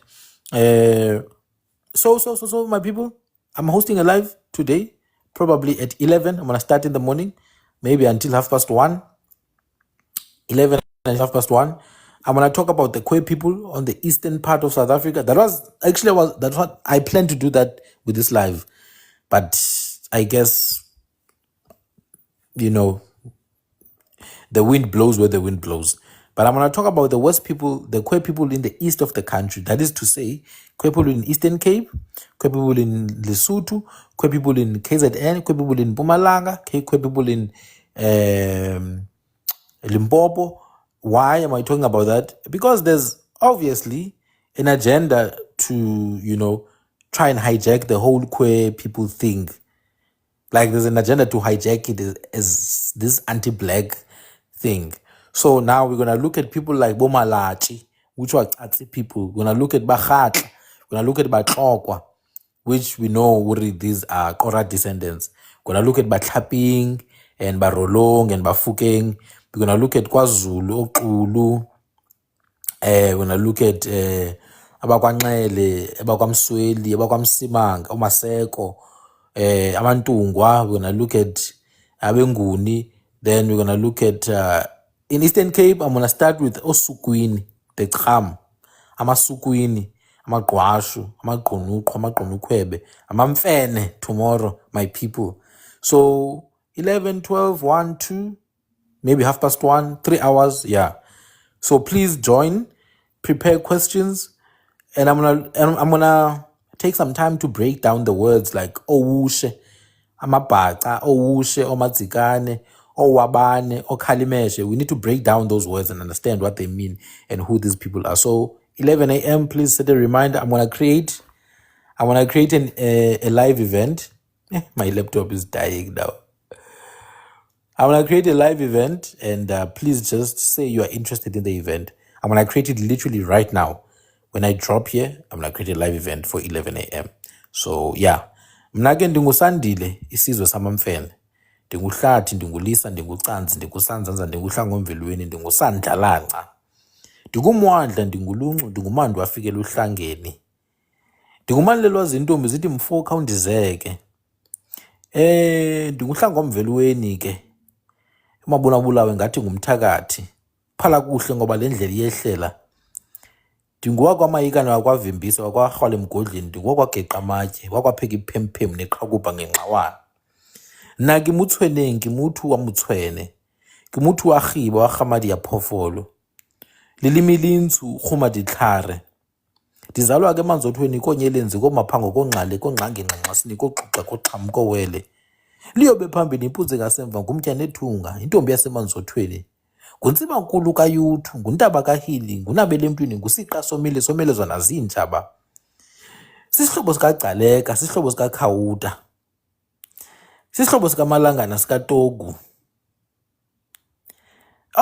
Komo zikambiko zikamancamu zikamlawo. Ndingumzukulwana ke wamampehle, amampondo msamahle, cabasho, onkomo zibomvu. Into zakulodikana, zakulolubisi, zakuloyibeka wakulokani. Ndingumzukulwane emantlaneni kontlanga konqabane ngamampondo ango. Ongqungqushe, ohlamba ngobenda amanzi ekhona, besisukuzuku kofaku kothahla kandayeni, oziqelekazi, faka oyifakayo sawudibana, wena uyikhuphayo sawudidana. Ndiyanqula ke, ndiyathandaza, ndiyacamagusha xa ndisitsho ke nditsho kootshawe, kootshiwo, koomdange, koontsiba, koonantsika. Kuthiwa izigodlo zemazela zingalala endleleni, yazini madoda ukuthi zinyembelekile. Ngamabandla ke kaTogu ango, amabandla kaMalangana, amabandla kaXhosa, ngamabandla kaZanzolo, uMabhekwantshini bathi uqumbile, uDumbela imilenze, usibe esikhethayo kwezinye izibi. Ndiyabuya ke ndiyacamagusha kumagcina, kooXhamela, ndicamagushe kooncancashe, koonokwindla, ootyhopho, iinto ezilamba ziyendle, ngoogadluma ke yabo. Ndilirharhabe ke mna ke ndiphuma phantsi kwesandla samangqika, into zakulo ntsinga kaNomagwayi wasembo. Uzamazama ilizwe lizamazama, usibala mdaka usambatha zimfutshane kanti zomlingana. Hoyini bafazi bentsikizi, le ntsholo niyayiphazama niyithabatha isidoda kanti ihlatyelwa isifazi. Camagu. Thank you, my people. Bye-bye. You see the beauty of knowing yourself? I have to stop myself now, kankani. I have to stop myself because if I don't stop, I will go all the way 5 generations back. 5 generations back. Nditsho ukhokho wam kaloku uMagaba, uMacihosha, uMathithiba, uNozinga, umntu womlambo. Mbokodwa omnyama kaThikoloshe eqenqgeleka isenyuka phezu komlambo igqili. Kujwaqula, kungqangana. Ndibuye ke ndithi kumagiqwa komvaba iketile, oontsingwa ikhwazikhwazwa ngabayaziyo. Ndiyanqula ke ndiyathandaza nditsho koodlamini madoda, koongxibi noboya, koofakade, ngookhokho bamabo. Mandiyibamba apha bantwana bahle, Camagu, Chosi. Chosi. Awu, omnqayila inqindi madoda, itrongo yivenkile. Inkomo nguskolpati. Oh madoda, Camagu, nto zakuthi. Amazizamnyama ke ukhokho bamabo, amazizamnyama neenkomo zawo, abo bawela ithukela baluwela ngenkomo, qeda bayidla liyabawelisa, qeda bayililela, bawelela esandlulubeni. Zizi sijama sijatu Chosi. Thank you, my people. Bye-bye. Join my class, Baba. You learn about yourself.